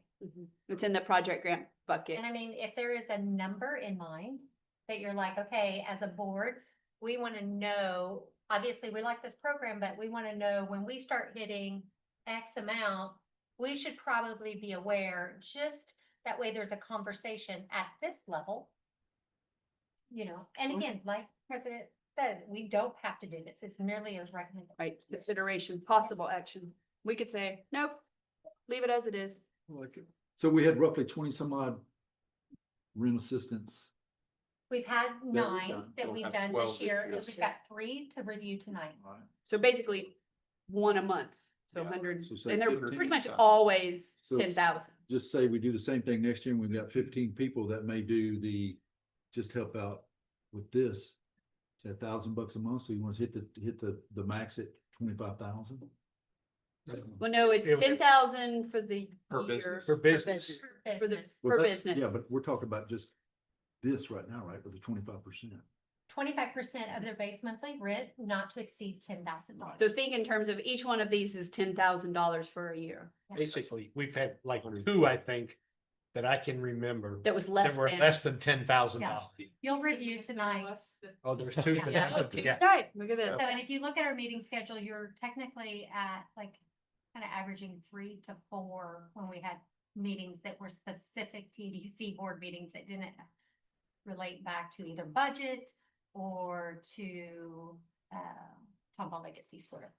Ultimately, we could save roughly 30 minutes a meeting by co-opting it out. Yes, and probably 3 hours in agenda prep for. Yeah. So do we need a motion for that? And- We do, or we can decide, because this is consideration and possible action. So if we want to do it, if we think we want to do it, we need to have a motion. If we just, or we say we don't even want to do it. We don't even have to do it. Nobody could make a motion. Like somebody could just say, like everybody could say, I'm not even gonna make a motion on that. Well, I want to know what everybody has to say, so I'm gonna make a motion that Okay. we let the BR&E committee do the $10,000 or up to $10,000 for rental assistance. All right, is there a second? Second, okay. So we kind of discussed it, so now do we want to have more discussion, or someone can truly speak up and say absolutely not, say yes, or we just vote on it and you can vote? All right, I'm with Wayne. I would like to, in our next budget, maybe say a line item, we can do 120, 150, whatever it is per year, yeah. 150,000, 120,000 that. Since it has grown, it probably needs its own line item. A grant line not to exceed Right, Yeah. per. just like the big has 350. Yes. And Yeah. we will make sure and note that all the way up to the budget process in the financials. So when we give that report of like, this is where we're at, this is how many. So you Yeah. can have an accounting of exactly where we're at. Okay. Good idea. Like that. How long's the program been going? How many years? Oh, 4 years? Oh, no, it's been at least 10. It just hasn't been utilized Yeah. very Yeah. widely. It really, Years of yeah, it use. really wasn't Yes, used a it's- lot, and then The last couple of years, it's people have really taken advantage of it. I think as people have learned what we can do. Yeah. That it's grown and they've realized, okay, I can get some help from the EDC, yeah, so. Same with Big and Fig. Yeah. I mean, the more people that move into Tomball. All right, let's call for the vote. All those in favor, say aye. Aye. Any opposed? All right, new business number 7. Consideration and possible action regarding changes to the summer youth employment program. Tiffany. So as we wrapped up a successful year 2 with the Summer Youth Employment Program, we did go ahead and move forward in forming the SYEP committee. The committee is charged to evaluate opportunities for program growth and improvement. This group is made up of business owners, interns, a community stakeholder, educators, TEDC board member, which is Brock, and staff.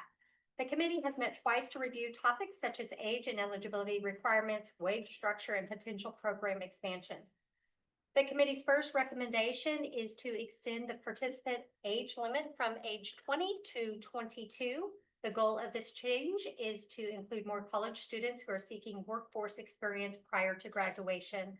By widening the age range, businesses will have access to more experienced candidates who are closer to entering the workforce full-time. So keep in mind with SYP, we have one side of this program that is very much geared more to the intern as career exploration, learning what they want to be when they grow up. And the other side is the business side in the fact where we are rebuilding our workforce. And so this is more geared towards that section. The committee also discussed the possibility of expanding the program into the academic year to align with like practicum courses or work-based learning courses. This discussion will be brought back to the TDC board when we have more information regarding how that would be set up. But I do think it is important to note that the TDC board will have a chance to make sure their voice is heard on complete goal setting for this program and what that looks like as we approach the strategic work planning session right after the new year. So at this time, the only recommendation that I am asking for the board to consider is just the expansion from 20 to 22 to where we are hopefully capturing some of those junior seniors in college to where hopefully that's a try on before we buy for our employers to be able to use this and then put them straight into their workforce where they become on their dime at that moment. Do we All need a right. motion Anything? before we can discuss? Yeah, let's do it that way. Okay. Is there a motion to approve the change from the max age from 20 to 22 for the summer youth employment program? Okay, Okay, do we have a second? Second, Okay. Comments, questions? Tiffany, in light of the fact that we had, whatever it was, 87 applicants last year for 40 positions. Now you- 118. Okay, now you're gonna go to 200 for 50, Right, that's my 50 fear. positions. That's my exact fear. So my question is, do we want the freshmen and sophomores? Or do we want to include juniors and seniors as they get older, 21 and 22, who might have already had a chance to go through the Right. program before?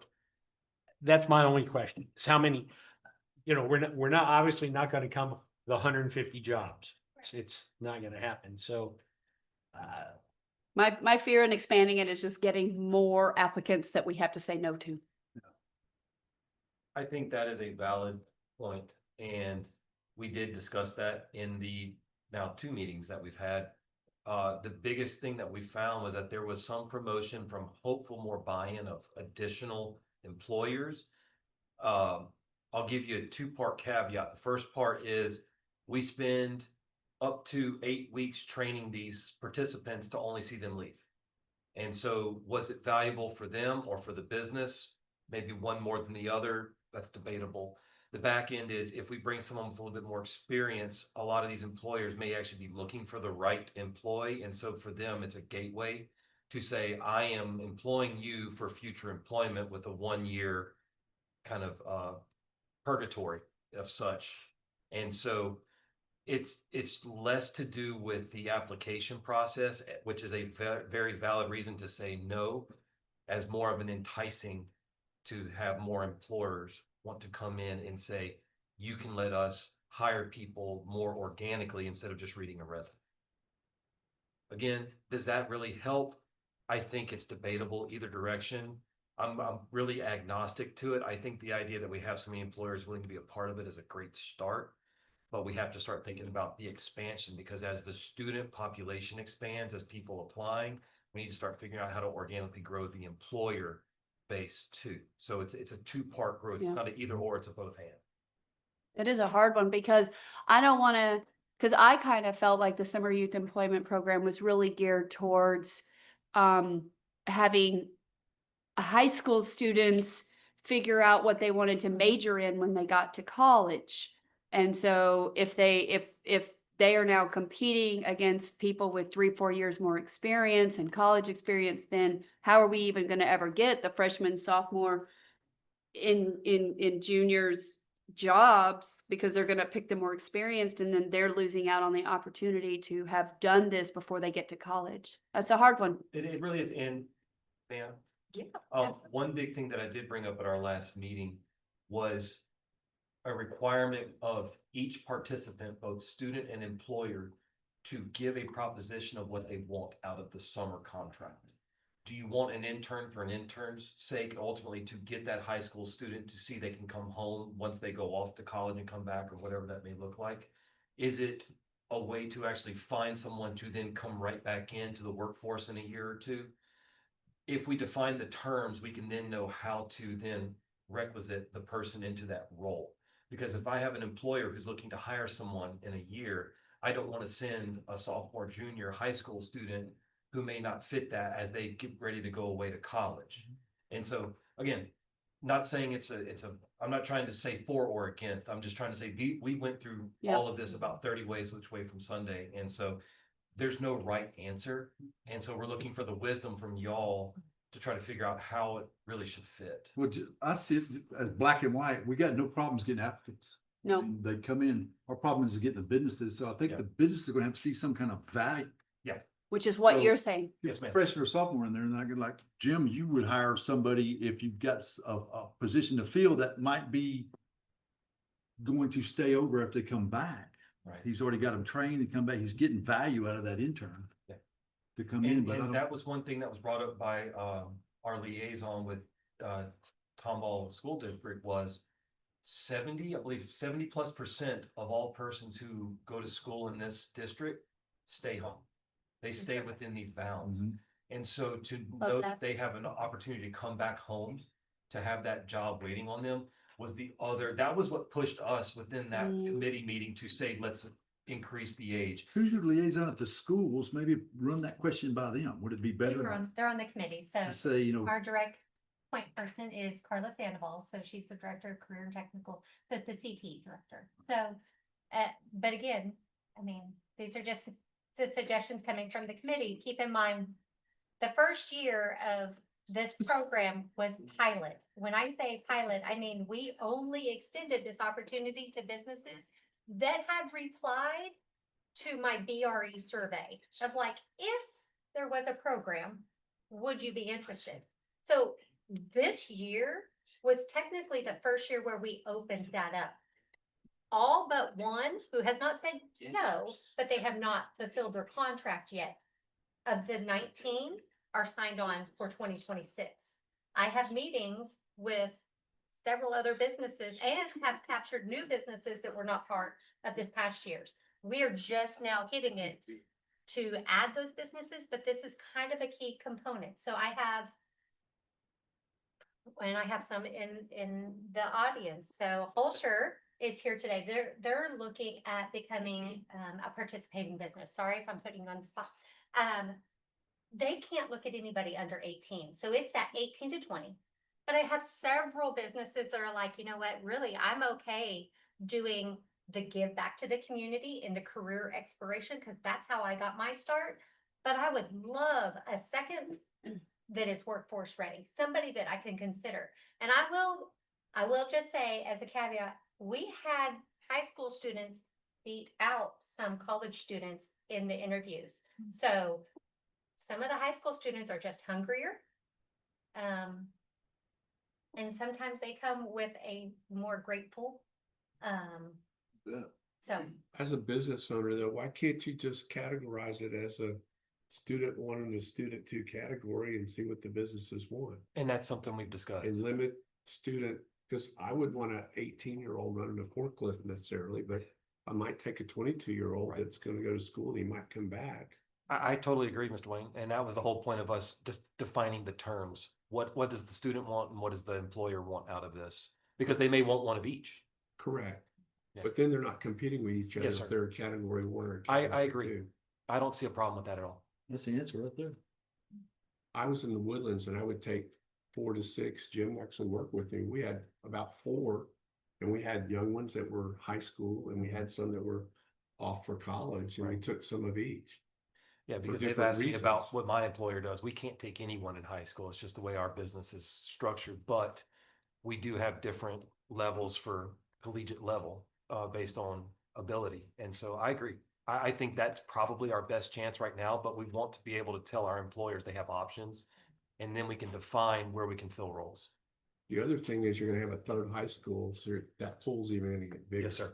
It's going to make it even tougher. Yeah. How much more work is that for you, Tiffany? I mean, if we go to 1 and 2, I mean, I don't know how we would do it. as far as just expanding the age group, Yeah. I mean, because that's still No, ultimately- Classifying. Classifying them. I mean, that's just a separation of the application process. By age? Yeah, but So- it gives Yeah. clarity to the business owner that I'm taking a high school kid and I have jobs Yeah. descriptions that they can do, but I'm taking someone that's more technical that might come back and work for me later on. Then I'm looking at that person as a whole different And type of that's- summer hire. Absolutely. That's already one of the questions. We ask on the application what they're looking for. If they have to be 18 years old, what they are wanting in an intern, those things are already kind of laid out. So we're already, to answer your question, we're already vetting through every single one of those requests. Again, it's not just me. Mick Haley handles the intake of those. We did hire an intern this year to be able to put several of those things. We were prepared for the growth of this program. Like we knew after year 1 that it was going to come and it's going to continue to expand. In the past 2 weeks, I have met by their request, not mine. I have met with Sam Houston State University. I have met with North Houston Association of how can we make this more of a regional approach. So This can get out of hand. Oh my goodness, this is. And so to kind of put a bow on it, in my perspective, we're looking for some guardrails and some guidance. And so if we expand it, are there guardrails we should think of from a global perspective? And if we don't expand it, we need to define those terms of we're not going to, why? Again, I don't think there's a right or a wrong answer here. We just need to kind of define what this should be. But right now, we're just considering the age increase. Yes, ma'am. That's that. One And thing then at a time. I strategic mean, I guess we work- could always do it a year, and if Yeah. we feel like it squeezed out too many high school students, and then they're like, why even bother? Fine tune it later. Then we, And when we have our Pull it strategic back. work plan, I hope that the conversation centered around this is a deep dive into every single one of these conversations. And the great thing about that time frame is, you know, and I know we're gonna get to that, I think item 20 is looking at, you know, who's gonna do the strategic work plan, but when we get to identify that person and get it scheduled, we will be closer, we will have started taking applications from our interns. And so I can then look at you and say, Mayday, we have 500 applications, or, you know, we processed 260. 260 still sounds like a lot, but we'll get there. But I don't think we're gonna be in the hundreds for applications. you're gonna be over. Yeah, and we We're were gonna be at over. 118 for 19 positions, 19 businesses. Yeah, we need more businesses. We're working on it, and several of the businesses are expanding their reach. Instead of, okay, we're looking for somebody quality control, we're also looking at somebody being able to identify from the high school level of like what HR looks like, or marketing, some of those type of career explorative type of internships. Okay. All right, we ready to vote on this one? All right, let's call for the vote. All those in favor say aye. Any opposed? All right, we're doing that. Consideration and possible action to appoint legal counsel for the Tomball Economic Development Corporation. Kelly? If you'll recall, earlier this year, we issued RFQ number 2025-01 to EDC. This is for legal services for the Tomball Economic Development Corporation. We received 4 statements of qualifications from different firms. The Business Retention and Expansion Committee did review and score each of those statements of qualifications. The 2 top-ranked firms were invited to be interviewed by the Business Retention and Expansion Committee. And through that process, one firm really emerged as the top-ranked firm. That's Messer Fort. Messer Fort got a very extensive experience with economic development organizations. That's their primary clients are economic development organizations. They also work with municipalities. We feel that this will be a really good addition to our team. And so we're asking that the board approve our recommendation to engage Messer Fort for our legal services. All right, is there a motion to appoint Messer Fort as the legal counsel for the Tomball EDC? Motion. Is there a second? Second. Well, I was a part of looking at the RFQs and interviewing, and of the ones that we received, their presentation, their submission was top notch. And then the people they brought to the Teams call, now they're located in Dallas, so they would be attending things via Teams, but we don't have anybody here now. And we have a Houston-based team, and there's, That was gonna be my question. Did we not have any local area firms that were interested in this by chance? Well, we do. So our current law firm, Olson and Olson, but they're not here, right? Yeah, they did submit, so we reviewed their submitted, statement of qualifications with the other 3 that were submitted. I think the decision was really made to recommend Messer Fort because of their extensive experience with economic development. Right. So Olson and Olson, great law firm, of course, but they just don't have necessarily the economic development. We don't have a specific person at that law firm who is an economic development expert, and it's not the same as running a city. And we don't really, most of our law is Kelly or Tiffany or you calling and asking them a question about a TEDC. Right. We don't need an attorney sitting here like Right. city council does. Now, if we do need, I'm sure they'll send one. Yes, and they did say they would because we said, what was awesome about them was their response time. They have a system in place, so they have a team of paralegals that are ready to kind of do like the triage so that we can get some quick responses just to say like, okay, we see the issue, we'll get it out to an attorney, but And it's who is this? Messer Oh, Ford. okay, the new one. So, The so new if one? we have a kind of an emergency issue that we need to deal with, and let's say our attorney is in a litigation, they have a process whereby within 45 minutes, a paralegal will get back to you to at least let you know, hey, we see this, we hear this, we're getting in contact with your attorney. And so they have a process in place for that, which is fantastic. Now, our request for qualifications by our rules that y'all explained to me, you can't ask what their price is gonna be. You have to ask what their qualifications are. I know we have their price. Now, does that fit our, It does. our budget? Yes, Good deal. that's a good all I question. needed to So know. is it a per transactional cost or is it? It's a an retainer? hourly fee. That's how we are currently billed to with Olson and Olson. It's an hourly fee. But retainer as well? Or no retainer? We have a retainer. No. So we need an attorney in place with all the contractual stuff we're gonna get into for legacy. Well, Clients. it's about to Definitely, happen. yes. It's gotta be there. Yes. Yeah. Can you offer some 30,000-foot view of why they stood out comparatively? Is that doable in this setting? I think the first thing is their main practice is economic development. Okay. It's not necessarily municipal law, although they do municipal law. They do have attorneys that specialize in municipal law. Their focus is really economic development. And you don't find firms, especially legal firms, typically that have that narrow of focus. And so from the incentive structuring to the real estate transactions, they understand it intimately from our side. And we asked him specifically about the big projects. We asked him about Legacy Square, Tomball Legacy Square, and that this was coming. Yep. And they'd done 3 or 4 big things in Texas in the last 5 years that were comparable. One of the other attorneys we recommended, he said, well, yeah, I could probably figure that out. It wasn't exactly that bad, but it was You don't say that. really close to that. It was, I know we can figure that out. If they've already gone through a process like this already, that's a pretty big standard. Every single, and they put out a great like script for us. And we went person by person by person, and we each had an assigned question. And then we went, we kept circling and she did not blink, the main partner. Okay. Every question we ask, and the others, you could tell they weren't really prepared to answer the question. So they just said a So whole there was a lot. tangible difference. Tangible. Very much so. Okay, Very. thank you for filling that gap. Difference on the scoring criteria. Yes. Yeah. Across the board with all the. Yeah. That's Just the she- point. her, And it she is fits so that. economic development focused that was just unbelievable. Alright. Okay. We ready to call for the vote?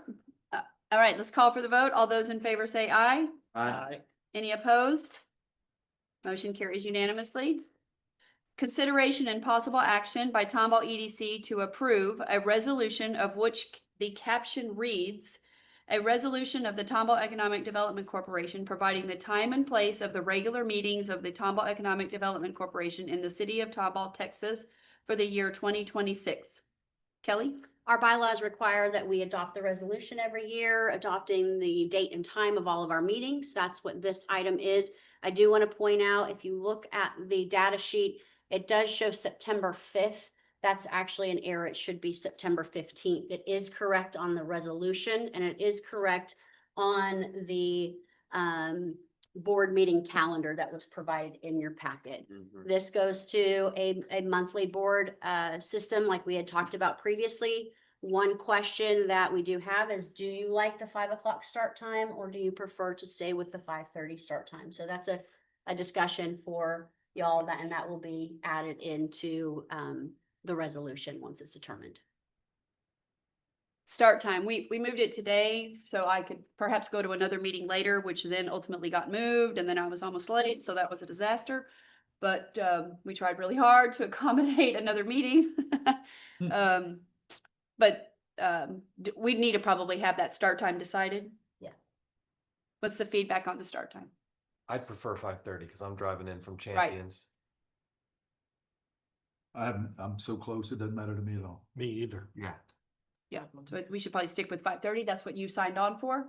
If that's okay, I mean, 5:30 is good with me.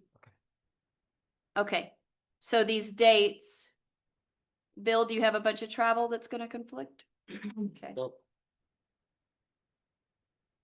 One time we had issues with, what's that spring holiday that the kids do? Spring break. Why don't we do that? I want that. I'm out of touch. Me too. We want spring break. Spring break. Is Yeah. this gonna conflict with spring break? Nope, we checked all the spring breaks, we checked all of the holidays, Okay. the availability of the room, so they've Okay. been vetted. All right. All right. So, is there a motion to approve the resolution providing the time and place of the 26 TEDC regular meetings as presented? Motion. There a second? Second. All right. Any more discussion? We're good with these? 5:30? Let's call for the vote. All those in favor, please say aye. Any opposed? Motion carries unanimously. All right. Presentation by Bragg Farmer, Finance Director. Can you even stand up? Can you get up there and stretch Regarding around a the little? Tomball Stretch Economic my legs a little bit. 25-26 fiscal year financial statements. Bragg. Good evening, and thank you for letting me come and present this to you. The year's ended.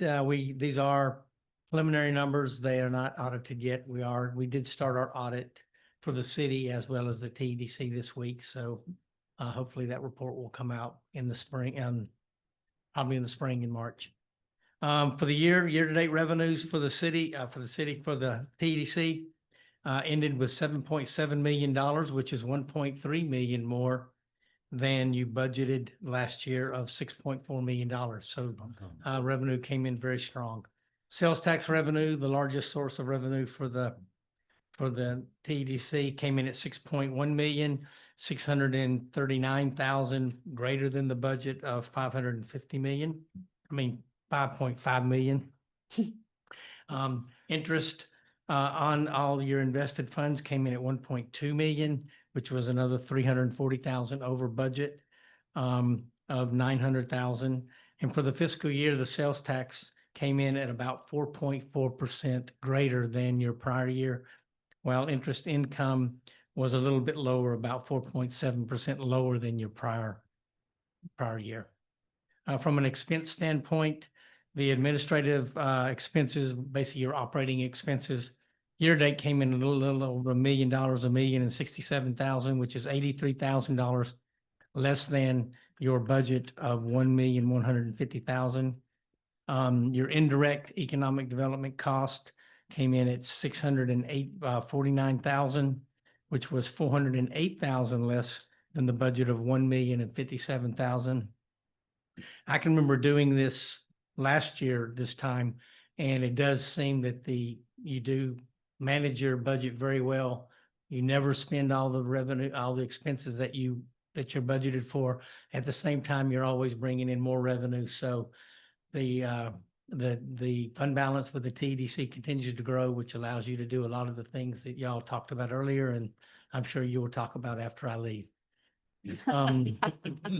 From a project standpoint, currently there are outstanding commitments that the board has made of around $7.7 million.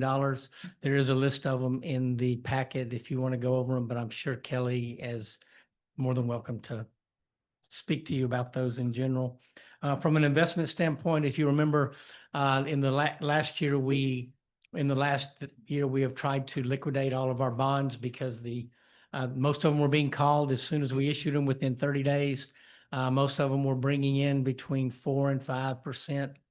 And right now with the text pool and text class investments, we're getting about 4.25 to 4.6 in interest.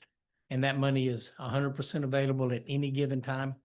All we have to do is just draw it down. And so it's much safer. In fact, I was looking at the newsletter for the two funds, and they currently hold over $100 billion in assets statewide. So much safer than just buying a bond and then having to get it returned. And all you're really doing is just paying fees to a investment broker to kind of play it out. So, but that's the financial system in a whole. If there's any questions, I'd be more than glad to answer it. If you think of something later, you can always call me here at the office, and I would be more than glad to talk with you. Great news. Thanks for hanging in there. All right. Thank you. Thank you, No Brad. problem. Thank you. All right, that was presentation only. No board action is required. Thank you. Thank you very much. Fantastic. In your packet, there's a section of dates. Do you want to go over them? Nope. All right. Consideration and possible action by the Tomball EDC to approve as a project of the corporation an agreement with Holscher Weather Strip Manufacturing for an amount not to exceed $30,000. Tiffany? So Holscher Weather Strip Manufacturing is a custom manufacturer of weather stripping indoors used for commercial and residential application. They've been in business since 1958 and located within 191,239 square feet facility located at 2400 Persimmon Street, which is located within the Tomball Business and Technology Park. Through their success here in Tomball, they are needing to expand. They are looking at an addition to their facility of 45,000 square feet or 375 square feet of warehouse and shipping space. With this expansion, the company will also install 2 door pre-hanging machines. One is for the exterior doors and one is for interior doors.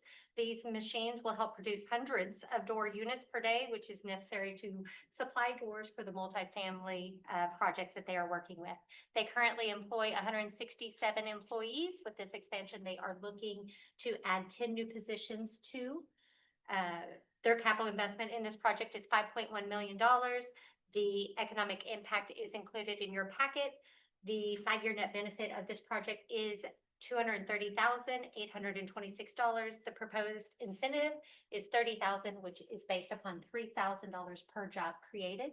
We do have Derek Holscher and Mark Holscher that are here to be able to address the board and answer any questions that the board may have. All right.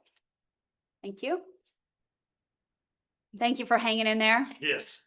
You really got to see the inner workings of Tomball, Texas. It takes a minute to stand up and straighten it all. Again, I couldn't have said it better. You pretty much said everything that I wanted to say. I am Derek Holscher, and this is my brother Mark Holscher, and together we own Holscher Properties and Holscher Weather Strip, located on Persimmon Drive, like Tiffany had said. We came to y'all in 2018 with a vision and then hopefully the opportunity to move our business from Houston to Tomball.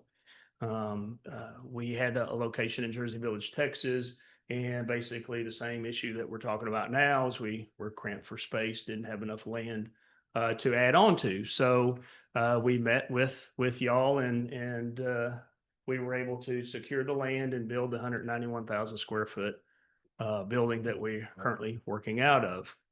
When we submitted the plans for y'all, we also had already shown the proposed expansion that we are now talking about today. We moved in April of 2020, which was perfect timing during the beginning of the pandemic. And it was a shot in the arm, to say the least, for us. As Tiffany had mentioned, we are expanding our business to where we are a full operator in the greater Houston area, where we offer all of our services to homeowners as well as builders. But our growth model is in distribution. So we have added some long haul trucks. We ship our product all the way to the East Coast, but we certainly like having just one location. So we're fortunate to have the land available here and the expansion in place for us to try to move forward with this. The contractor for our job originally is going to be the contractor that's going to add on to the new building. So we are very happy to have them on board as well. Included in what Tiffany had just said is we just repainted our building, even though it's been 5 years, but it's going to help match the new expansion facility. So everything will look new and fresh.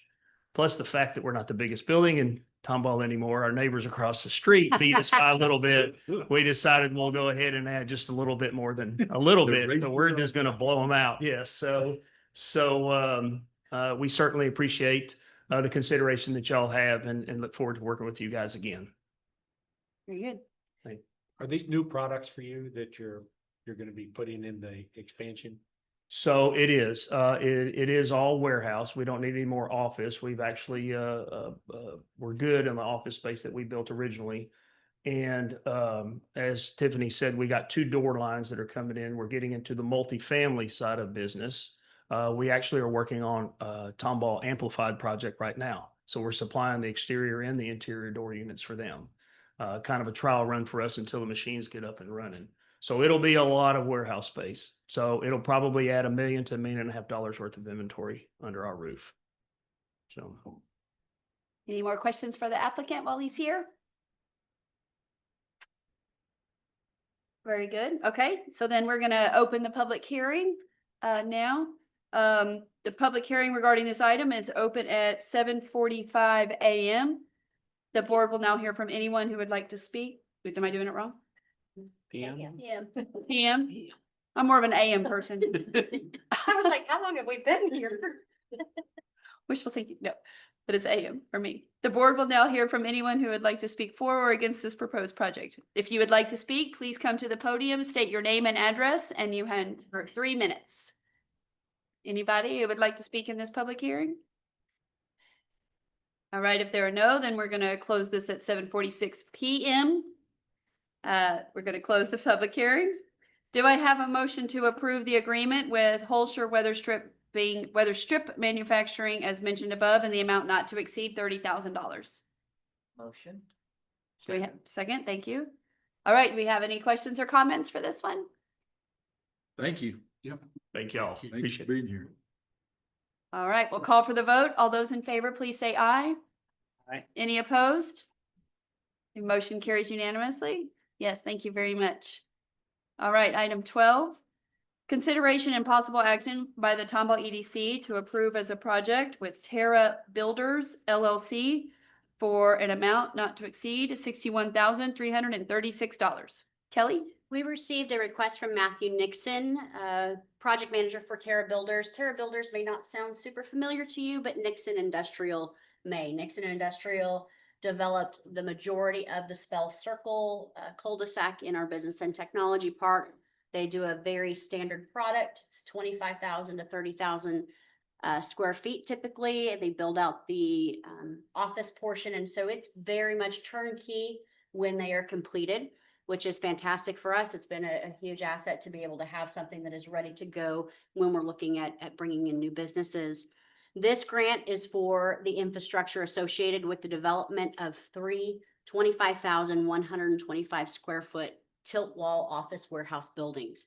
This is located on 9.5 acres on South Persimmon. It is north of the business park and the address is 1711, 1721, and 1801 South Persimmon Street. The total capital investment for the project is just under 11 million. The eligible infrastructure improvements that will be reimbursed if this grant is approved is water, sanitary sewer, storm drainage, detention, electric utilities, and related site improvements totaling $765,000. An economic impact analysis has been done with this project to show its impact on Tomball's economy. Per the analysis, the 5-year net benefit of this project on Tomball's economy is $204,452. The proposed incentive is an amount not to exceed $61,336 based on 8% of the actual expenditures for the eligible infrastructure improvements.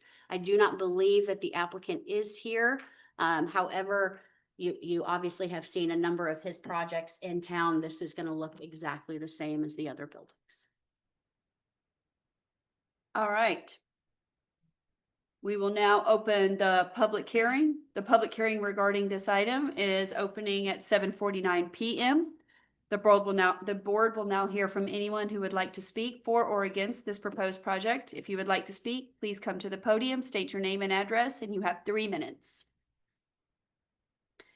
Anybody interested in speaking on this item? All right. If not, then we're going to close the public hearing at 7:49 p.m. Is there a motion to approve this agreement with Terra Builders LLC as mentioned above in an amount not to exceed $61,336? Motion. Second. All right, we have questions or comments before the board? Known builder, known product. Don't see a problem at all. Yep. And this is the first infrastructure grant he has requested from us. In the business park, obviously, he didn't have to do detention. That was all done through our system. He also is built on Huffsmith Corville. He did not request infrastructure assistance on that. So this is the first one that he's actually requested assistance on. Very nice. Is this adjacent to the business park? Does it touch up to it? or- There's about 3 lots in between. And those 3 were all part of what we had purchased originally and then sold off. He is on the east side of South Persimmon. And this was part of 4 5-acre tracts that were owned by Paul Mladenka, who owns the large home and pond up there. So he had sold off 2 of the tracts. So this is north of the business park? Yes. Yes. Okay. Mhm. And it has been rezoned. Yeah, I was gonna say that came to council for rezoning. Yeah.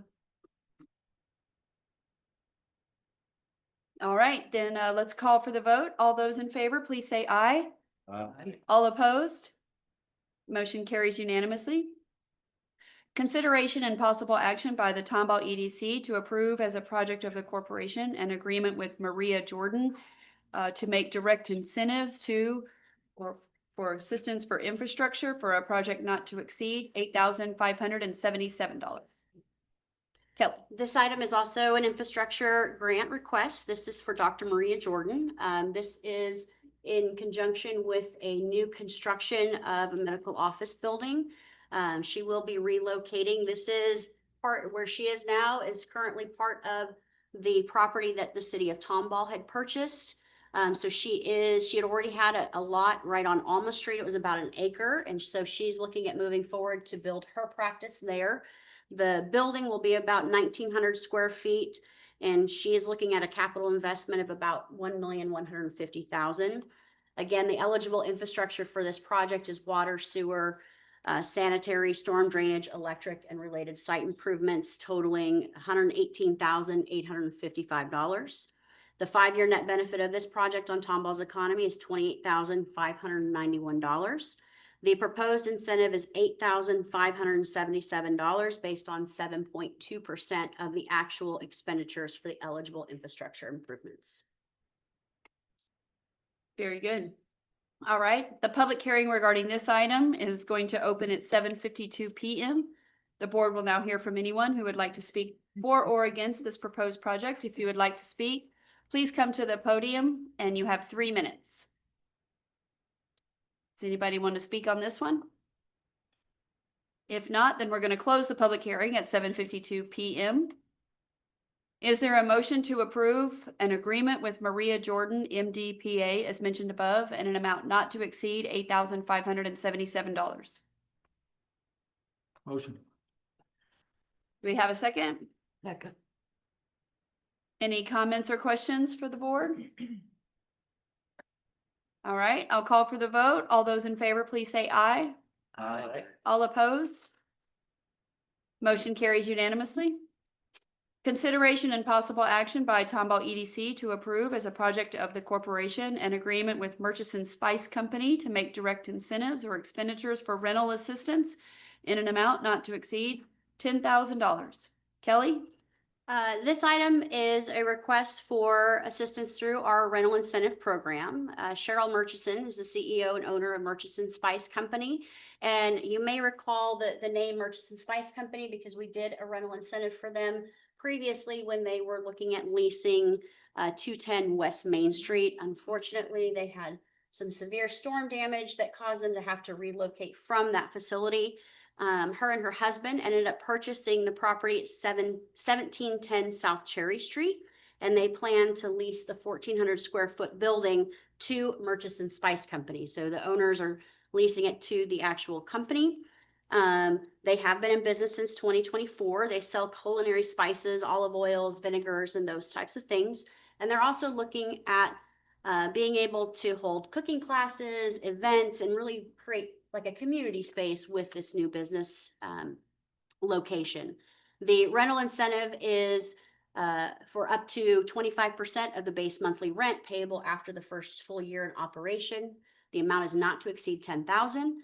The monthly rent amount for this project under a 3-year lease agreement is $3,500. That's for the first 12 months. So the proposed grant amount is the $10,000.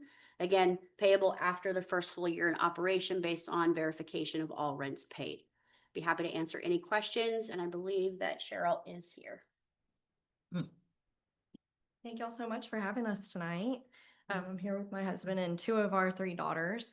As Kelly said earlier, in regards to the Community Legacy Square project, there's true value bringing the community together, excuse me.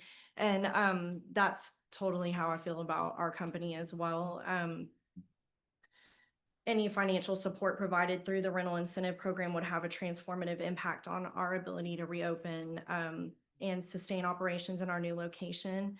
It would allow us to focus on growing our business, serving the community, and continuing to contribute to Tomball's vibrant local community. We're all about community. It's not just about the spices. I had a note about that and I can't find it, but let's see. Our mission goes far beyond selling spices. We aim to foster connection, learning, and cultural engagement through our classes, events, and locally inspired products. So I was a teacher previous to coming into the spice business, starting our own business. And so I love education. I think that's extremely important. And I want to keep that going in our community, and I'm trying to listen to what the community is wanting. So we had in this past year, had a lot of interest in botanical health, which really surprised me. I didn't think that Tomball would be that interested in that. So we're trying to make that happen. We have a bee farmer that's going to come and teach about the honey. We have all these wonderful artisans and bakers from the community that are wanting to teach classes. So any help that y'all could give us would be amazing, because we're really enjoying bringing our community together, meeting people, loving on people. That's what we're all about. So thank y'all so much for your consideration. Did you guys start at the market, Tomball Market? No? We did not.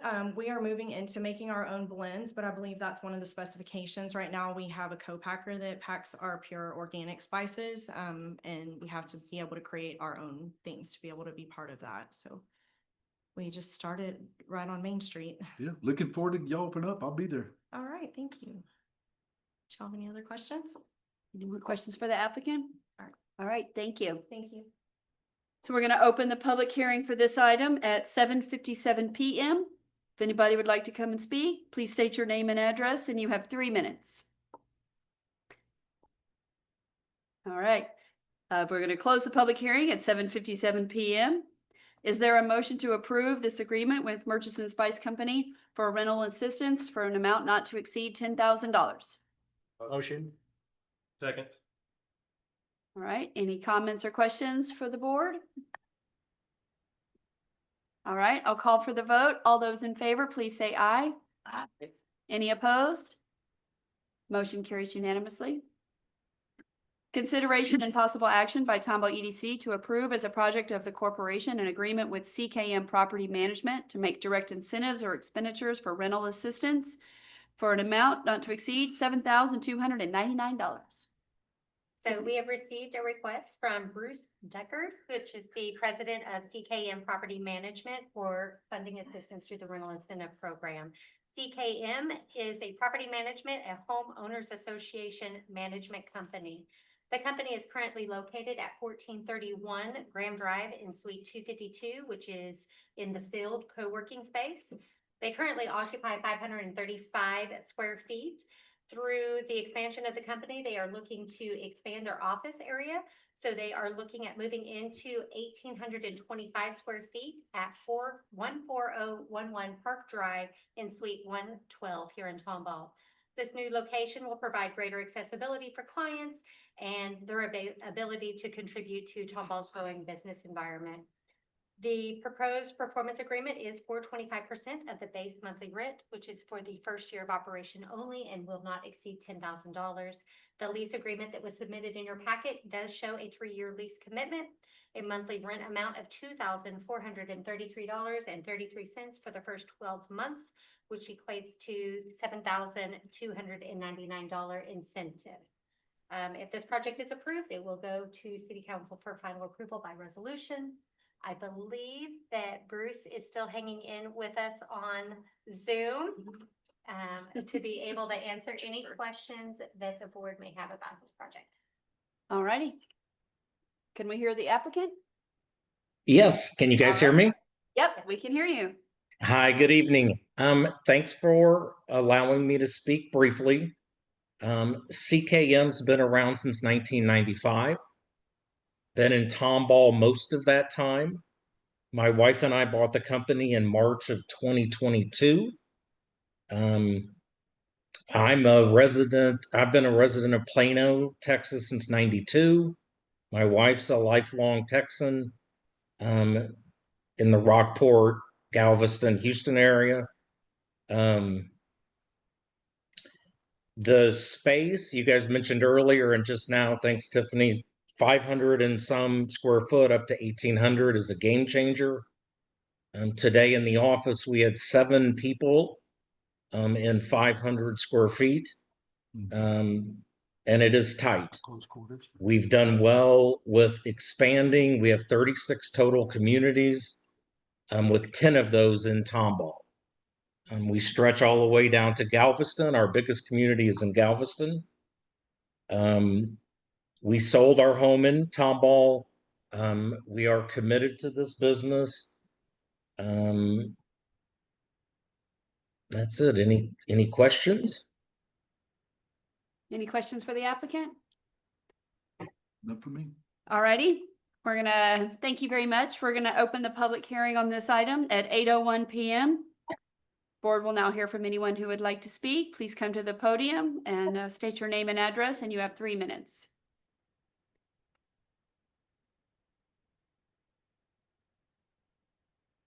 They control or Have you- provide a service to our subdivision. Do you mind giving your name and address? Jim Morfeld with Spring Mountain Drive, 14406 Spring Mountain Drive. Thank you. The CKM provides their service to our subdivision.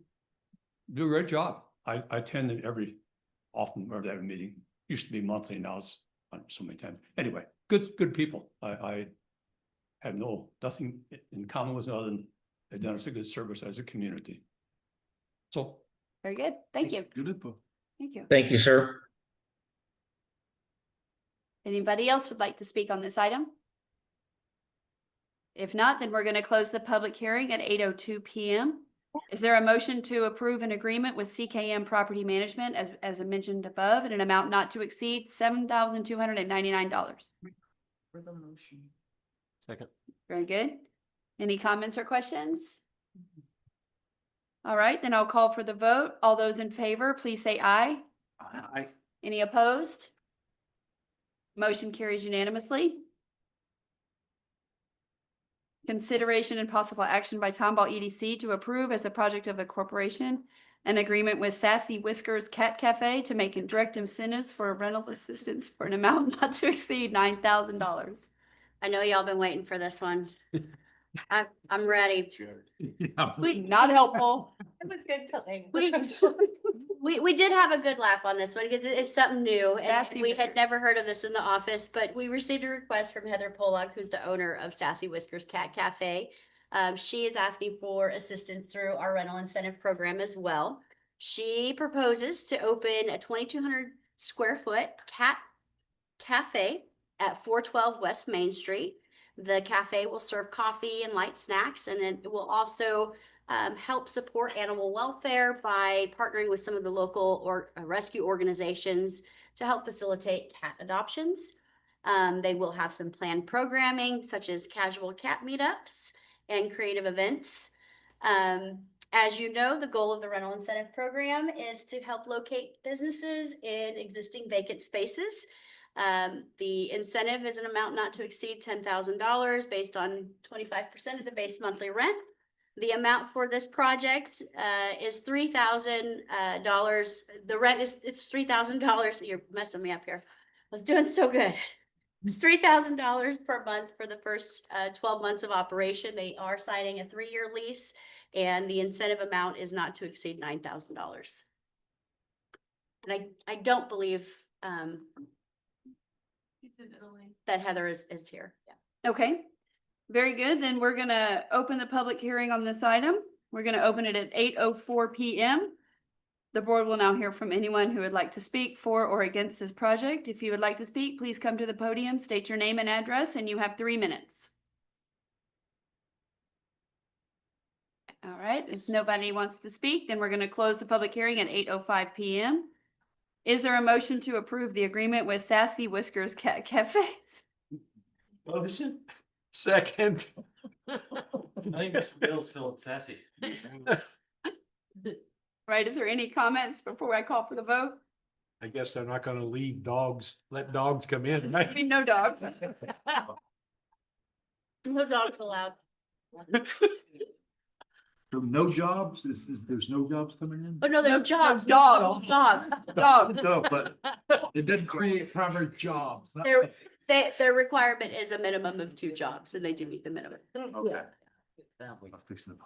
All right, let's call for the vote. All those in favor, please say aye. All opposed?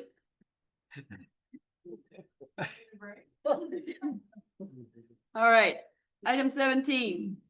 TEDC quarterly update on the 2025-26 strategic work plan. Tiffany, quickly. Well, I do not think I can top Sassy Whiskers, but I'm going to run through this very quickly because I know you guys have been here for a really long time. So I'm going to breeze through this and then you can stop me if you have questions. So it has been an extremely busy time, as always, at the TEDC office. Under Goal 1, we have already hit 25 VRE site visits, 6 written success stories, 2 video success stories. A plethora of events have been met, scheduled, completed, or it's on the books.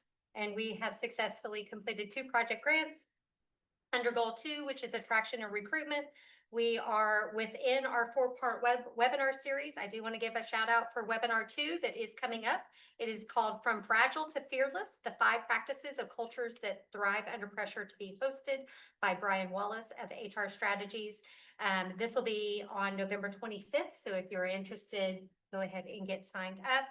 We collaborated with TISD on the Realtors Forum that was held on October 22nd.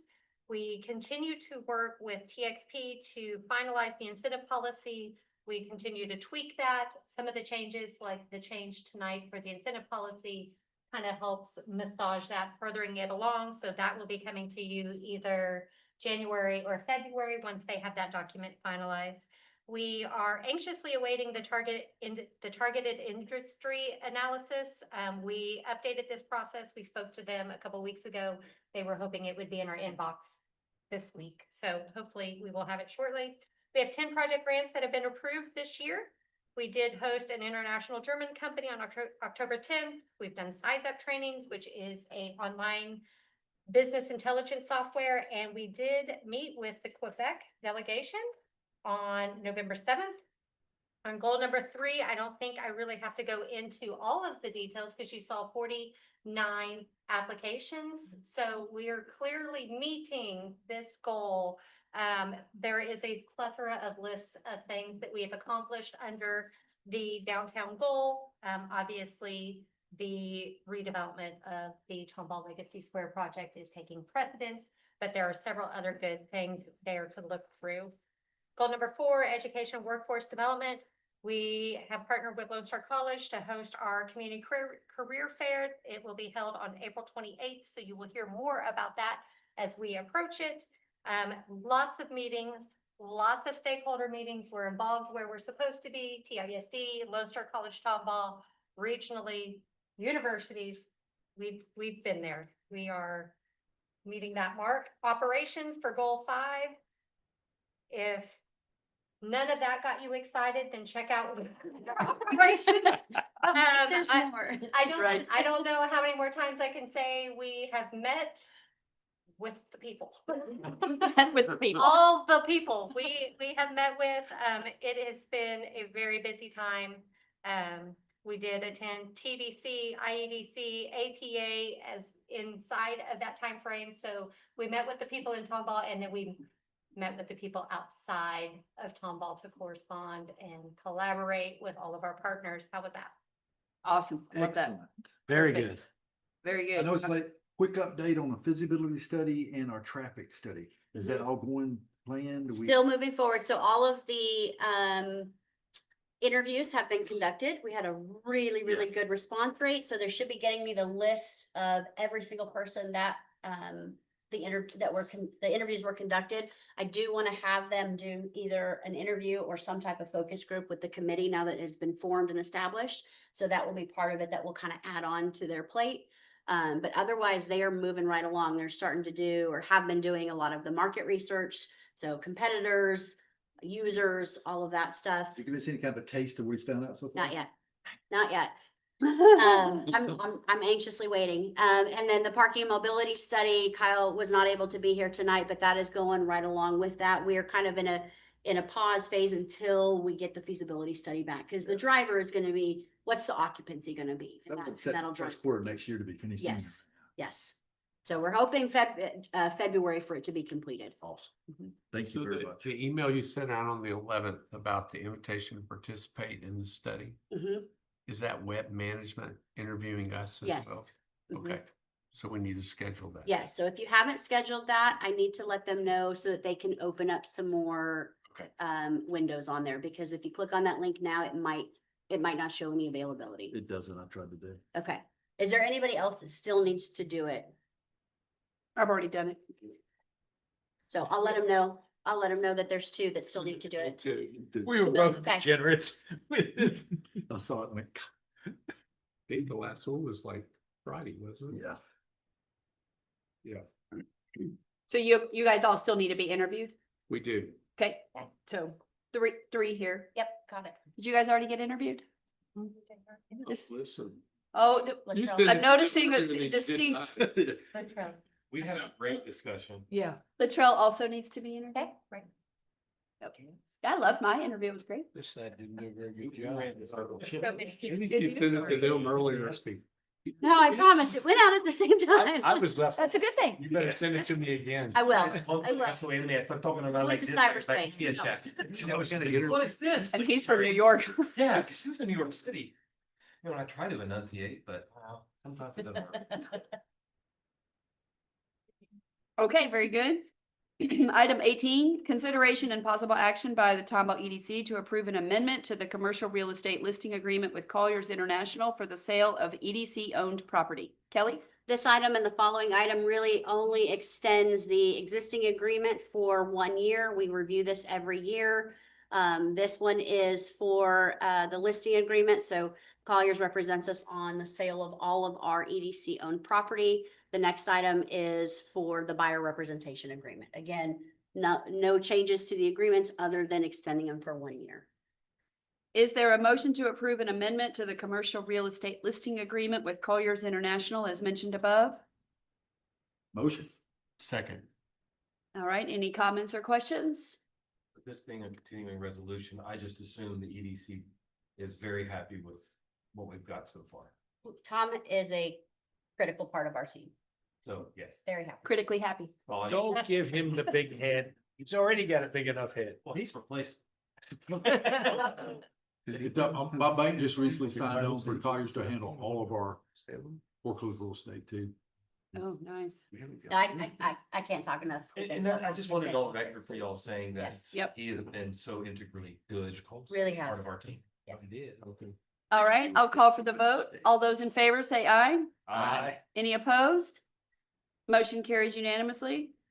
Item 19, consideration and possible action by Tomball EDC to approve an amendment to the exclusive representation agreement with Colliers International for real estate services related to the acquisition of property within the city limits of or ETJ of Tomball. Kelly? Again, this item just extends the listing agreement or buyer representation agreement for an additional year. All other terms remaining the same. All right, is there a motion to approve an amendment to the exclusive representation agreement with Colliers International as mentioned above? Motion. Second. Any comments or questions? All right, I'll call for the vote. All those in favor, please say aye. Aye. All opposed? Motion carries unanimously. Consideration and possible action to approve a request for qualifications for strategic planning consultant services for the Tomball Economic Development Corporation. Kelly? In the past, I guess, at least 5 years, we've used Opportunity Strategies to do our 3-year and then subsequent 1-year work plans. As we discussed this past year in our strategic plan, we want to look at doing another 3-year now that the city's comprehensive plan has been adopted and updated. And so what this does is it allows us to send out a request for qualifications for firms to see what our options are, define what the scope is of our strategic planning exercise, and then find hopefully a qualified firm that will work with us on a 3-year plan. This will be a more intensive process than what we've experienced in the past because it is a 3-year. So there will be some public engagement included in this process as well. And I would venture to say that we're looking at probably spending quite a bit more money than what we have been in the past. So just be prepared. But we budgeted for that. We have. All right, is there a motion to approve a request for qualifications for strategic planning consulting services for the Tomball EDC? Motion. Second? Second. Any comments or questions before we vote on this?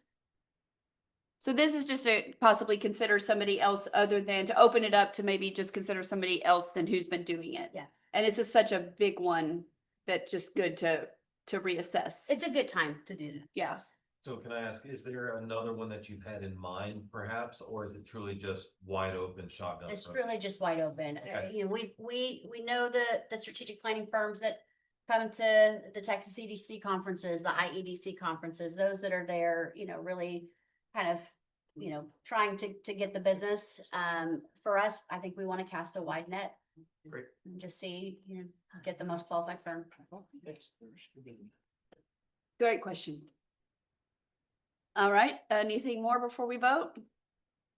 All right, I'm gonna call for the vote on this motion. All in favor, please say aye. All opposed? Motion carries unanimously. Motion to adjourn. Motion to adjourn. All right, do we have a second? Second. All those in favor, please say aye. Aye. All right, we're adjourning the meeting at 8:17 PM. Thank you all very, very much. Great job, Thank you, guys. staff. Thank you, staff. Thank you, team. You're welcome.